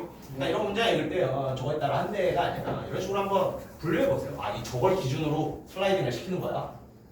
그러면은 이 슬라이딩 관세에서 가장 중요한 정보는 뭐겠어요? 국산품 가격, 수입품 가격이 되겠지. 그래야만 그 둘의 가격 차이를 구하고 그래야만 관세율을 정할 수 있습니다. 예. 오케이. 계속해서 보죠. 슬라이드 관세는 수입 가격이 낮으면 그에 따라 높은 세율, 수입 가격이 낮아 그에 따라 높은 세율. 뭐 이런 식으로 표현할 수 있죠. 수입 가격이 낮아 높은 세율, 수입 가격이 높아 낮은 세율. 그런 식으로 국산품 가격과 수입품 가격 차이를 조정한다. 한번 생각해 볼까요? 야, 수입 가격이 낮으면 어때요? 수입 가격이 낮으면 그 세율을 높게 하고 비싸게 팔아야 그렇지. 주위의 산업을 보호할 수 있어. 오. 수입 가격이 낮습니다. 이러면 누가 위협을 받죠? 국내 그렇죠. 국산품이 위협을 받죠. 네. 그러면은 이 국산품과 수입품의 차이가 크면 클수록 국산품이 위협을 받는 거야. 네. 그래서 수입품의 가격이 더 낮은 차이를, 수입품의 가격이 국산품보다 낮은 차이를 보면 높은 관세를 때려버리는 겁니다. 네. 국산품을 살리려고. 근데 이번엔 반대로 거. 국산품보다 수입품이 훨씬 비쌉니다. 그럼 어때요? 이거 있으나 없으나 국산품 잘 팔리겠죠. 그러니까 여기에 대해서 관세를 크게 신경 안 써서 낮은 관세를 매긴다는 거예요. 예. 오케이. 재밌네요. 이거까지 모르겠네. 나 너무 힘들어. 할 수 있다. 자, 어디까지 했죠? 그렇지. 중요한 건 뭐다? 국산품과 수입품의 가격 차이였다. 근데 사실상 더 중요해 보이는 거. 그 차이는 차이인데 수입 가격이 싸냐 비싸냐가 더 중요한 것 같긴 해요. 네. 오케이, 아무튼 국내 산업 보호의 기능을 수행할 수 있다. 국내 산업 보호 어떻게 한다고요? 아까 말했죠. 수입품이 너무 싸면 관세 세게 때려서 그렇지 국내 산업 보호할 수 있습니다. 예. 자, 이제 할당 관세라는 게 나와요. 별다줄. 할당 관세는 특정 상품을 수입할 때 일정 수량까지는 낮은 관세. 그리고 초과하는 수량에 대해서는 높은 관세입니다. 그럼 여기서 가장 중요한 정보는 뭐겠어? 일정 수량까지. 그렇지. 이게 가장 핵심 정보가 돼요. 왜? 그 일정 수량이 뭔지를 알아야 여기까지는 관세율 낮겠네. 여기부터는 관세율이 높겠네 하는 정보가 나오기 때문이죠. 네. 가장 중요한 정보가 뭐다? 일정 수량이에요. 기본적으로 일정 수량 어떻게 구하는지도 사실 알려줄 거야. 네. 그 생각을 하면서 한번 읽어봅시다. 이때 낮은 세율, 즉 일정 수량까지 매겨지는 낮은 세율을 1차 관세율이라고 부르고요. 높은 세율, 즉 초과했을 때의 높은 세율을 2차 관세율이라고 부른답니다. 그럼 계속 의문을 가져. 그래서 그 일정 수량은 뭔데? 1차 관세율이 적용되는 일정 수량, 즉 일정 수량을 뭐라고 부른다요? 뭐라고 부른다고요? 관세 할당 수량이라고 부르는데 이거 원칙적으로 어떻게 구한다? 국내 수요량 플러스 마이너스 마이너스 차감이라고 했죠. 뭘 빼면 돼요? 국내 공급량. 오케이. 수요 공급이 나와서 좀 빡칠 수도 있을 것 같은데요. 야, 경제 선택한 사람 없나? 한 사람. 없네요. 야, 수요라는 건 뭐죠? 사는 거. 맞아요. 이 물건을 찾는 사람들이 수요예요. 공급이란 뭐예요? 뭐 파는 거. 맞아요. 이 물건을 생산해서 파는 사람들이 공급이야. 그거는 아니 잘 안 해. 야 그럼 봐요. 국내 수요량 이걸로 구해주는 건 뭐겠어? 만약 이게 그럴 리는 없죠. 압수가 크다고 해봅시다. 국내 수요량이 더 크다고 해볼게요. 이걸로 구해주는 건 뭐겠어요? 몰라. 이걸 구해주는 건 남는 수요겠지. 잉여 수요예요. 이건 중요한 건 아니야. 잉여 수요라는 건 뭐야? 더 사고 싶은데 네. 팔 수가 없어. 왜? 파는 게 없으니까. 그럼 여기에는 관세를 낮춰요. 그렇지. 여기엔 관세를 붙일 필요가 없지. 네. 이 물건들은 수입품이 뭐 팔아도 어차피 그냥 살 사람들이니까. 맞아요. 약간 이해하는 분위기 좋아요. 오케이. 국내 수요에서 아무튼 뭐 이거는 이제 이 배경 지식이고요. 이 배경 지식을 지워도 우리는 어떻게 가장 중요한 건 뭐다? 바로 이 일정 수량인데 일반적으로 일정 수량을 어떻게 구한다? 국내 수요량에서 국내 공급량을 빼낸다. 예를 들어서 우리나라에서 물건을 사고 싶은 사람이 10만 명이라고 해봅시다. 네. 사고 싶다 이게 수요예요. 근데 실제로 우리나라 기업이 만들어서 이 물건을 5만 개밖에 못 만들어요. 그럼 남는 게 뭐죠? 5만이 남죠. 네. 그럼 이거 5만 원 어때? 사고 싶어서 못 사는 사람들. 네. 그러니까 여기에는 사실상 수입품이 들어와도 어차피 못 살 사람들이니까 관세랑 상관없이 수입시켜줄게. 네. 그러니까 관세를 낮게 붙이는 거예요. 네. 요 느낌. 아무튼 수요 공급은 그래 올해가 중요한 거 아니야. 이걸 내년에 굉장히 좀 개 많이 읽을 거거든요. 내년 수능 안 보는 사람도 있겠지 물론. 최저 없거나 이제 압도적인 그런 것을 합격해서 참 그렇죠. 수요 공급은 그냥 쉽게 생각해서 사고 싶다. 내가 팔게 이걸로 생각하면 됩니다. 좋아요. 그러면 마지막 부분입니다.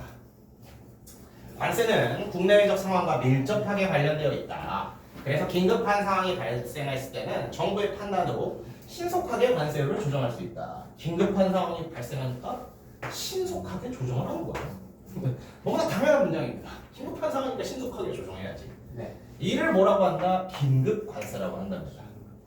네. 둘. 야, 아까 뭐였어? 그러니까 다시 한번 돌아볼게요. 과세를 하기 위해서, 즉 세금을 걷기 위해서 그것이 법에 적혀 있어서 규정되어 있어야 한다. 그게 무슨 규칙이었죠? 법률 제정주의. 그렇지, 법률 제정주의 맞나? 조세 법률주의. 그래, 조세 법률주의. 근데 왜 관세에서는 조세 법률주의 쓰기 어렵다고 했었는지 그 두 가지 이유 기억나요? 신속하게 대처하려고 그렇지. 다른 나라. 국제 정세가 빨리빨리 가니까 하나 더 있었어. 다른 나라랑 협정. 그렇지, 협정을 통해서 정해지는 거니까. 아니, 잘하고 있습니다. 좋아요. 아무튼 이거는 그 첫 번째 상황과 좀 관련돼 있을 거야. 네. 우리 앞에서 분명히 관세는 좀 신속하게 적응할 필요가 있다고 했었어. 네. 그래서 그러한 관세들을 긴급 관세라고 한다. 긴급 관세는 수입품의 가격이 급격하게 하락하는 상황, 이런 상황, 한마디로 상황에 대한 예시를 주고 있다고 생각하면 됩니다. 어떤 상황에서 매긴다고요? 수입품의 가격이 급격하게 하락하는 상황. 예를 들어서 여러분 테슬라 전기차를 한 200만 원에 판다고 할 거예요. 나이스. 누가 현대차 사요? 큰일 나잖아. 이런 상황에서 어떻게 테슬라에 관세. 몇 천만 원 관세 때려버리고 와, 500. 현대차랑 가격 맞춰주는 거죠. 그런 상황. 그 상품의 수입이 증가하는 그 상품 그 상품이랑 뭐죠? 그래 그 상품이랑 뭐야? 가격이 급격하게 하락한 상품. 그래 테슬라 갑자기 미쳐가지고 차 200만 원에 팔고 있는 거야. 근데 그 상품이 우리나라에 갑자기 수입이 증가되는 겁니다. 그러면 현기차 죽겠죠. 그래서 어떻게 한다? 외국 상품의 수입 증가로 이와 동일하거나 경합하는 상품 현기차요. 미안해요.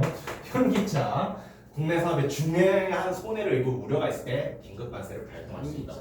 네, 현기차, 현대기아차. 네, 미안해요. 아니 미안해. 내 차를 예로 들었잖아. 차. 미안해요. 별다줄. 네. 이해되시죠? 그래 여러분 경제 지문에서 이러한 예시들을 한 번씩 생각해 보면 돼. 아니 여러분이 좋아하는 상품으로 바꿔도 이거. 아무튼 그래요. 긴급 관세. 마지막 문단입니다. 현대 국가에서는 모든 상품에 일률적인 관세를 부과하기보다는 즉 일률적인 관세를 잘 부과하지 않고 어떻다? 각각의 상품의 관세 결정 방식을 다르게 적용하고 세율을 조정한다. 그러면서 어떻다? 상품의 가격을 변화시키고 있다라고 합니다. 그런데 어떻게 됐어요? 이런 수단을 써서 이런 결과를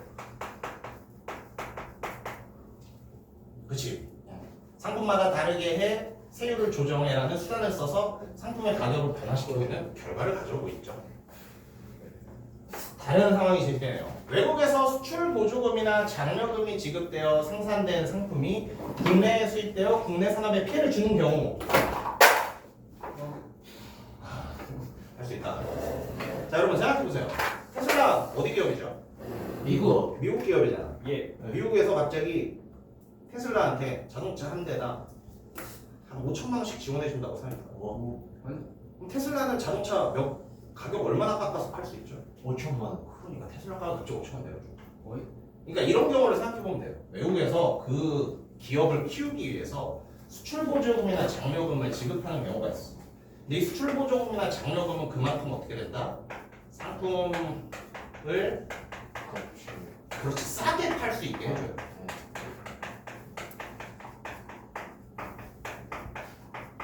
그리고 기업 입장에서는 싸게 수출을 할 수 있는 거죠. 자, 이 글에 대한 내용이 그럼 뭐였어? 싼 수출품이 들어와. 그럼 국내 기업이 타격을 입는다. 예. 그 말을 지금 하고 있는 거예요. 그래서 싼 수출품을 만드는 방법 중에 또 하나는 그렇지 정부가 수출 보조금이나 장려금을 지급할 수 있다. 그래서 국내 산업이 피해를 입을 수 있다. 그래서 부당하게 영가 판매된 상품이 영가 판매는 뭐죠? 싸게 판다라는 말이에요. 예, 영가가 할인가 뭐 이런 뜻이 있습니다. 야, 나 거의 끝났다. 네.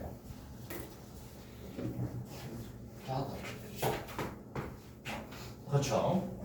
아무튼 그래서 국내 산업에 손해를 입히는 경우 등 관세와 관련하여 다양한 상황들이 벌어지고 있기 때문에 긴급하게 그렇지 이 다양한 상황들이 벌어지고 있기 때문에 이게 어디서 이어졌죠? 여러분 관세를 일괄적으로 매긴다 그랬어요? 아니면은 각각. 그렇지 상품마다 각각 다양하게 매긴다. 상품마다 다양하게 각각 관세를 적용하는 이유겠죠. 그러니까 앞에서 했던 이 내용이 여기로 이어진 거야. 갑자기 소개했잖아. 관세는 일괄적으로 적용하는 게 아니라 상품마다 다양하게 각각 적용한다. 왜겠어? 이렇게 쭉 설명한 겁니다. 이런 상황들이 벌어지고 있기 때문에 이렇다라는 겁니다. 계속해서 또한 관세는 무역 상대 국가의 무역량만에 영향을 미치는 것이 아니라 무역량의 영향은 당연히 미치고요. 또 뭐에 미친다? 국내 경제와 세계 경제. 나아가 국가와 국가 간 협력 갈등 관계에 영향을 미친다. 무역량은 당연히 영향을 미치고 경제나 갈등 관계까지 영향을 미친대요. 그렇죠. 여기서 트럼프를 생각해보면 돼. 트럼프가 갑자기 관세율을 올렸잖아요. 예를 들어 관세율을 크게 높일 경우 상대 국가의 무역량이 줄어드는 것은 물론 우호적인 관계가 전해질 수 있고 비관세 장벽이나 관세 동맹에 의해 국가 간 분쟁이 일어날 수도 있다. 그렇죠. 이것도 사실 설명을 해주면 참 좋을 텐데 국가끼리 또 맺을 수 있어요. 예. 예를 들어서 아시아끼리는 관세 좀 할인해 줄까? 그런 게 뭐겠어요? 관세 동맹 같은 거. 우리 뭐 한중일끼리만 관세 없이 서로 물건 주고 받을까? 이런 게 뭐겠어요? 비관세 장벽이 되겠죠. 아무튼 그렇게 이 몇몇 국가들이 그렇죠. 그런 것들을 맺을 수 있고 그런 것들에 의해 또 분쟁이 일어날 수도 있답니다. 그러니까 봐요. 한중일 간 이런 무역 장벽, 한중일 간 이런 비관세 장벽을 만들었어. 그럼 약간 대만이나 이런 사람 화낼 것 같지 않아요? 네, 마치 그런 내용입니다. 오케이, 마지막이에요. 그만큼 관세는 국가 경제뿐만 아니라 국가 관계에서도 중요한 역할을 하기 때문에 어느 나라를 막느라고 대외적인 정책 수단으로서 관세를 널리 활용하고 있다. 그냥 좋은 문장이죠. 네. 그랬습니다. 그래서 또 이제 빙글 여러분들 이제 수업도 이제 고생 많았고 그렇죠. 또 직접적인 문제 우리 한번 정답 검증 구성 한번 해봅시다. 이건 또 학교에서 다 푸셨나요? 좋아. 그럼 이것도 진도 나간 부분이니까 좀 정답 정도를 빠르게 구성하고 약간 함정선지 같은 거 그런 것만 한번 버릇 연습해 봅시다. 어디 보자. 1번 윗글을 통해서 대답할 수 있는 질문이 아닌 것은 정답은 2번이었어요. 긴급관세를 발동하기 위해 정부도 어떠한 행정정책을 절차를 거쳐야 돼. 이게 소개가 안 됐지. 이게 없는 내용. 다만 이제 관세라는 게 긴급하게 대응돼야 할 때가 있어서 긴급하게 한다. 그러니까 사실 긴급관세를 발동하려면 별로 그렇게 절차가 없을 거예요. 긴급하게 해야 되니까. 그래서 2번이 정답이었고요. 그럼 나머지 오케이. 나머지는 여러분들 충분히 여기서도 이해될 것 같아서 다음 문제로 넘어가 보겠습니다. 기업과 니은에 대한 설명으로 적절하지 않은 것은 기억력이 뭐였죠, 여러분? 중간세 중간세. 네. 양세. 기억이 가세죠? 네. 기억이 종가세. 니은이 종량세. 일단 과세 표준이라는 그 기준이 달랐죠. 가격을 기준으로 한다, 양이나 면적 같은 걸 기준으로 한다. 봅시다. 정답 뭐예요? 5번. 5번 맞습니다. 어디가 적절하지 않은지 우리 한번 찾아볼까? 고가품의 수입품을 억제하기 위해서는 기업보다 니은을 통해 관세를 매기는 것이 더 효과적이에요 라고 했는데 고가품이란 뭐예요? 비싸. 그렇지, 비싼 물건이잖아. 비싼 물건을 좀 억제하고 싶대요. 비용. 그렇지, 그럼 세금을 크게 때려야 될 텐데 그럴 때 기준으로 유리한 것은 비용. 가격이겠지. 네. 왜냐? 애초에 비싼 물건이니까 이 비싼 가격을 기준으로 하면 맞아요. 억제할 수 있을 만큼 큰 세금을 매길 수 있을 겁니다. 그래서 고가품의 수입, 이 고가품이 맞아 비싸다는 거니까 비싸다는 게 이제 가격이 기준이 되면은 세금을 크게 먹일 수 있다라는 생각으로 5번을 쉽게 또 고를 수 있을 것 같아요. 요거는 그래도 한번 볼게. 다른 선지들도. 왜냐면은 이 문제는 분명히 나올 것 같아요. 1번. 기업에서는 동일한 상품이라도 수출국의 가격 수준에 따라 관세가 달라진다. 어때요? 가격 수준에 따라 이거 기준 맞죠? 기업은 가격 기준이었으니까. 그래서 맞는 말입니다. 니은에서는 상품의 품질에 대한 고려 없이 관세가 매겨진다. 아까 니은에서 뭐뭐를 고려하지 않는다고 했었죠? 가격이나 품질은 고려 대상이 아니라고 했습니다. 아니 또 거꾸로 생각하면 니은은 그냥 양이나 부피만 기준으로 상관없어요. 품질은 품질은 기준이 될 수가 없죠. 3번 과세 가격이 올라가면은 기업에서는 관세가 올라가지만 과세 가격은 뭐라고 했었죠? 관세를 매기는 기준되는 가격. 즉 상품 자체의 가격이 올라가면 어떡해? 기업에서는 관세 올라가죠. 이거 가격이 기준이잖아요. 니은에서는요. 가격 비싸져봤자 하나 수입했어, 1제곱미터 수입했어, 관세 똑같습니다. 그러니까 3번도 맞는 설명. 4번 과세 가격을 파악하기 어려운 물건에 대해서는 기업보다 니은을 적용하는 것이 효율적이다. 왜요? 기업은 기준을 뭘로 쓴다고요? 가격을 기준으로 쓰는데 가격 파악하기가 어렵대. 기억 쓰기 어려운 상황이다. 그러니까 니은 적용이 효율적 당연히 맞습니다. 그러니까 이걸 할 때는 기준을 잘 생각해보면 돼. 얘는 가격 기준하고 얘는 양을 기준으로 합니다. 이렇게 하면 또 많은 문제들이 좀 쉽게 해결될 거예요. 논리적으로 생각하는 거야. 가격 기준인데 가격을 쓰면 어려운 상황이네. 그럼 저거 비효율이지. 이렇게 갈 수 있는 겁니다. 3번 가를 이해한 내용으로 가가 아까 그 부분이었죠. 네. 이거 지금 한번 풀어보세요. 이거는 지금 한번 풀어보자. 이거 나를 복잡했다. 답이 기억나고가 아니라 진짜 답을 다시 구한다고 생각하고 풀어보세요.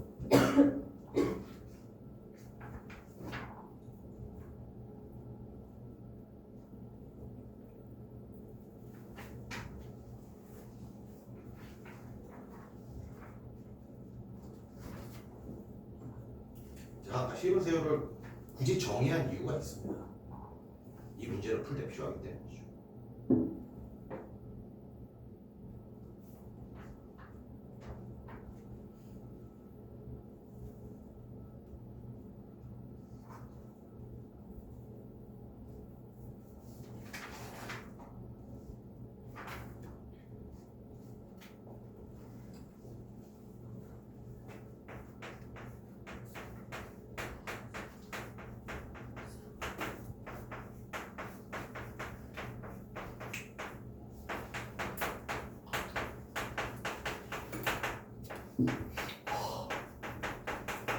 정답은요?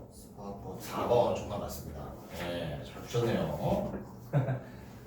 한번 봅시다. 복합 관세를 적용하면 과세 대상 가격의 변화에 비례하여 실효세율이 변하겠고, 이거 되게 그럴듯해 보이거든요.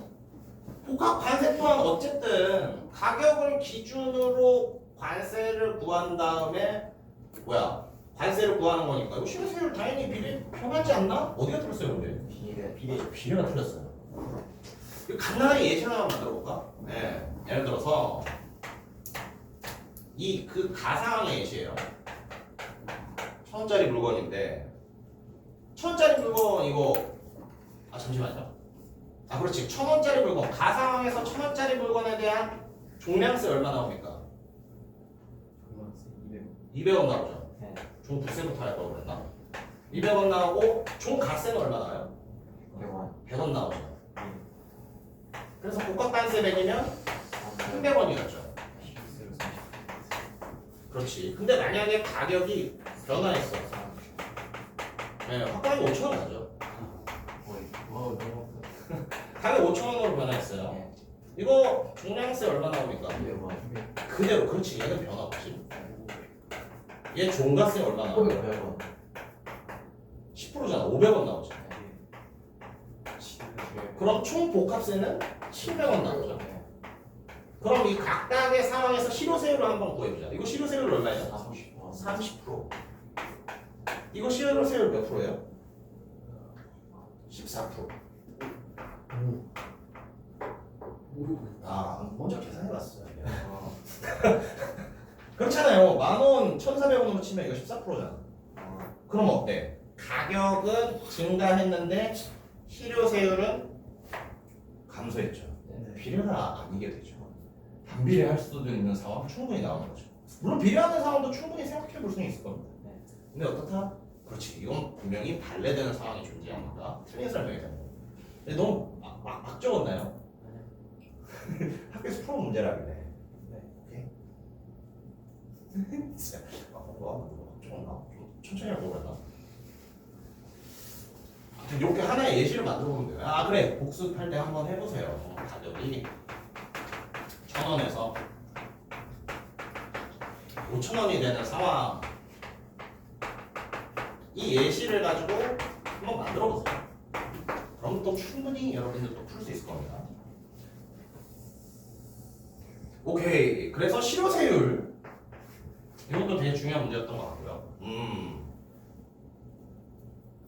그래도 나머지 선지 한번 보자. 이 3번은 그래도 조금 우리 생각해 볼 필요가 있을 것 같아. 잘 봐요. 복합관세의 실효세율은 선택관세의 실효세율보다 크겠다. 이거 반드시 성립합니까? 그렇지. 당연한 거 아니에요?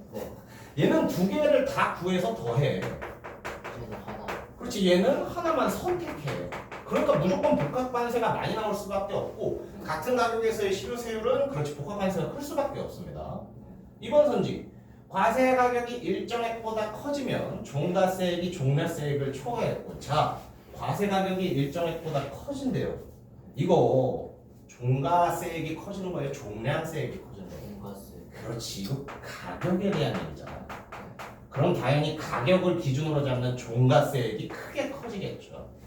그래서 맞는 설명입니다.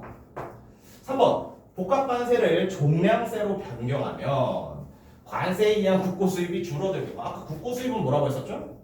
국가가 버는 돈. 세금을 많이 받을수록 국고 수입이 늘어나죠. 근데 복합관세는 더해서 받는 건데 종량세 하나만 선택해서 받겠대. 맞아요. 당연히 줄어들게 됩니다. 5번 수입품의 수입을 최대한 억제하기 위해서는 선택관세보다 복합관세를 적용하는 것이 좋겠고 수입품의 수입 억제를 하기 위해서는 어떻게 해야 돼요? 그렇지 관세를 많이 때려야지. 그럼 관세를 많이 때리는 방법은 뭐야? 선택이 아니라 더해서 적용하는 이것도 되게 많은 설명이죠. 좋습니다. 아이고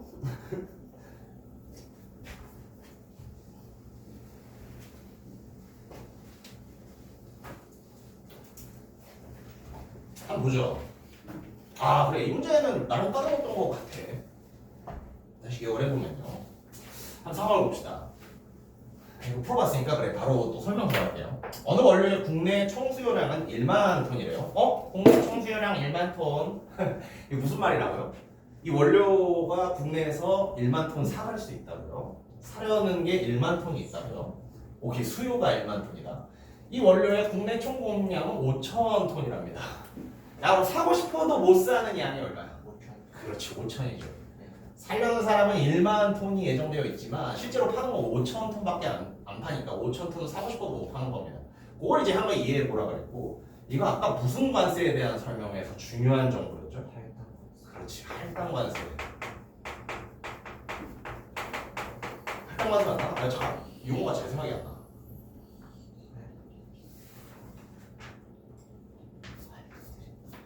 슬라이딩 관세 아니지? 할당관세. 할당 관세 맞죠? 네.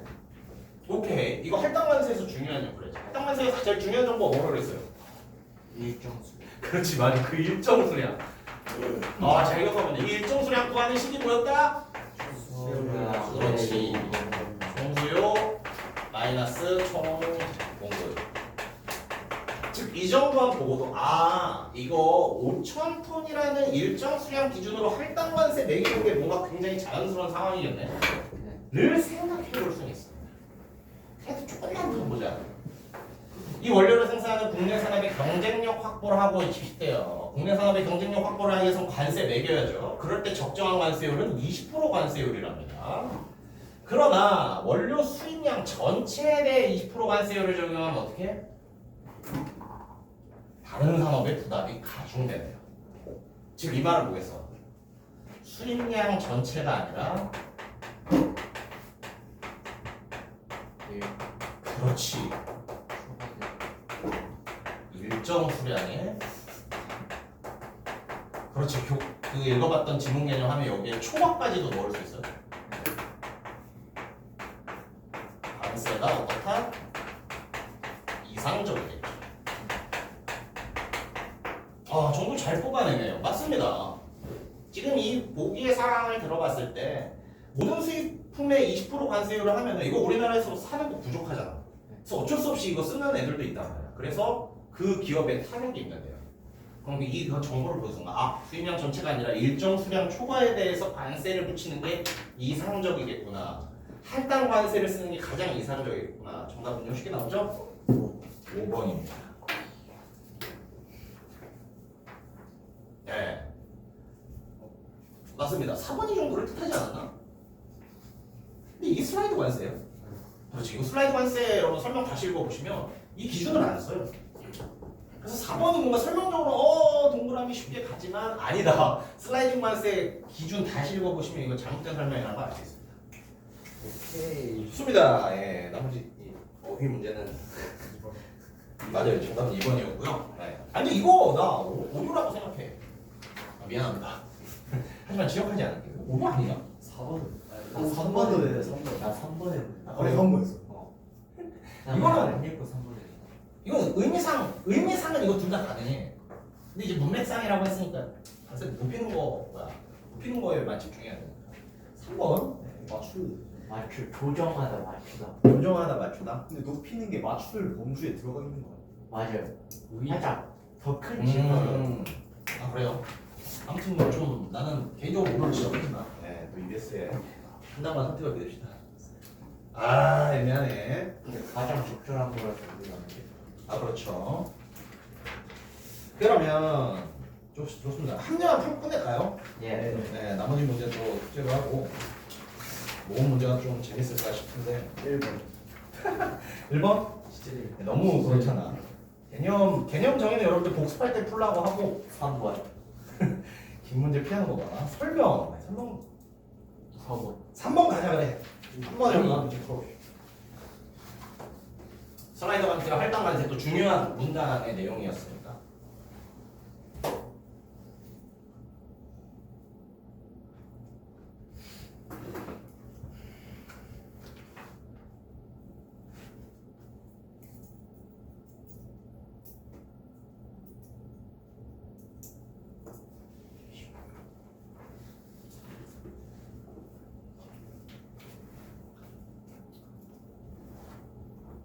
아, 예. 잘못 골랐어요. 너무 쉽다.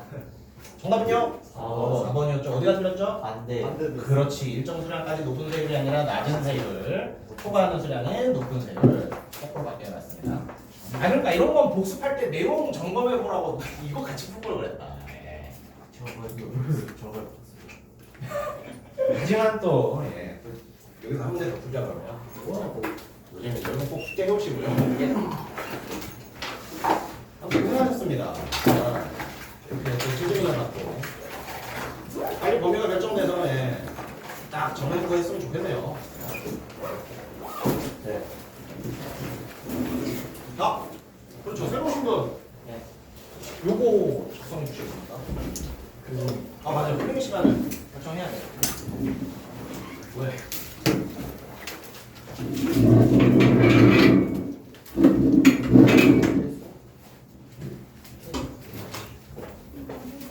네, 고생했습니다. 수목금 3시부터 뭐 9시. 안녕히 계세요. 고생했습니다. 바쁘면 주말도 괜찮긴 해. 고생했어요. 주말이요. 하지만 주말은 비추. 고생했습니다. 왜냐면 주말은 수업 한번 다 했는데. 아 그래요? 네. 왜냐면 내가 주말에는 수업 중간중간에 해야 돼서 막 질문을 해도 막 잘 못 받아줄 수가 있어. 평일 3시부터 10시 사이에 올 수 있는 시간 없어요? 수목금? 다 10시까지 학원 다녀요? 네. 아 그러면 진짜 중요하거든요. 그러면 몇 시가 제일 좋을까? 일요일 오전에 뭐예요? 일요일 오전에 네. 수업. 일요일 오전에 수업 있어요? 그러면 일단 학원 안 가는 시간이 없어요. 네. 진짜 아예 없나? 잠시만요. 수목금은 안 되고 토요일은 토요일 네. 몇 시까지요? 토요일은 근데 약간 그게 내가 수업이 그러니까 토요일은 이제 10시부터 10시까지 되는데 토요일 10시부터 10시까지 되는데 10시에서부터 1시는 안 돼. 호진이가 몇 시에? 호진이가 저는 모르겠습니다. 저도 학생들 스케줄 다 알는데. 그리고 2시부터 5시가 안 되고 6시 반부터 9시 반이 안 됩니다. 토요일 뭐 이거 1시에서 2시, 5시에서 6시 반. 이 정도인 거 있어요.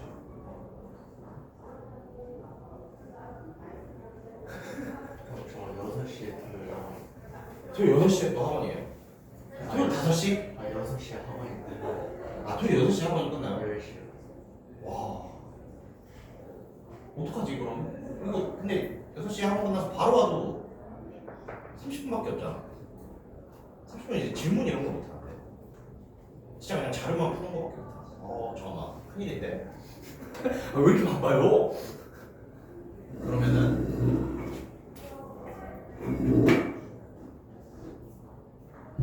잠깐만. 일요일은 이거 끝나고 이거 끝나면 바로 이건 끝나고 아무것도 없어요? 그러면은 이제 일주일 전 거라 약간 기억이 좀 상했을 수는 있는데 그럼 이 시간에 그래도 할까요? 일 5시? 일요일 그러니까 오후 5시? 오케이 이때로 합시다. 이때밖에 없네. 오케이 알겠습니다. 고생이 많네요. 그러니까 얼른 주세요. 네. 또 이제 행정팀한테도 전달해줘야 돼서. 안녕히 계세요. 네 고생했습니다.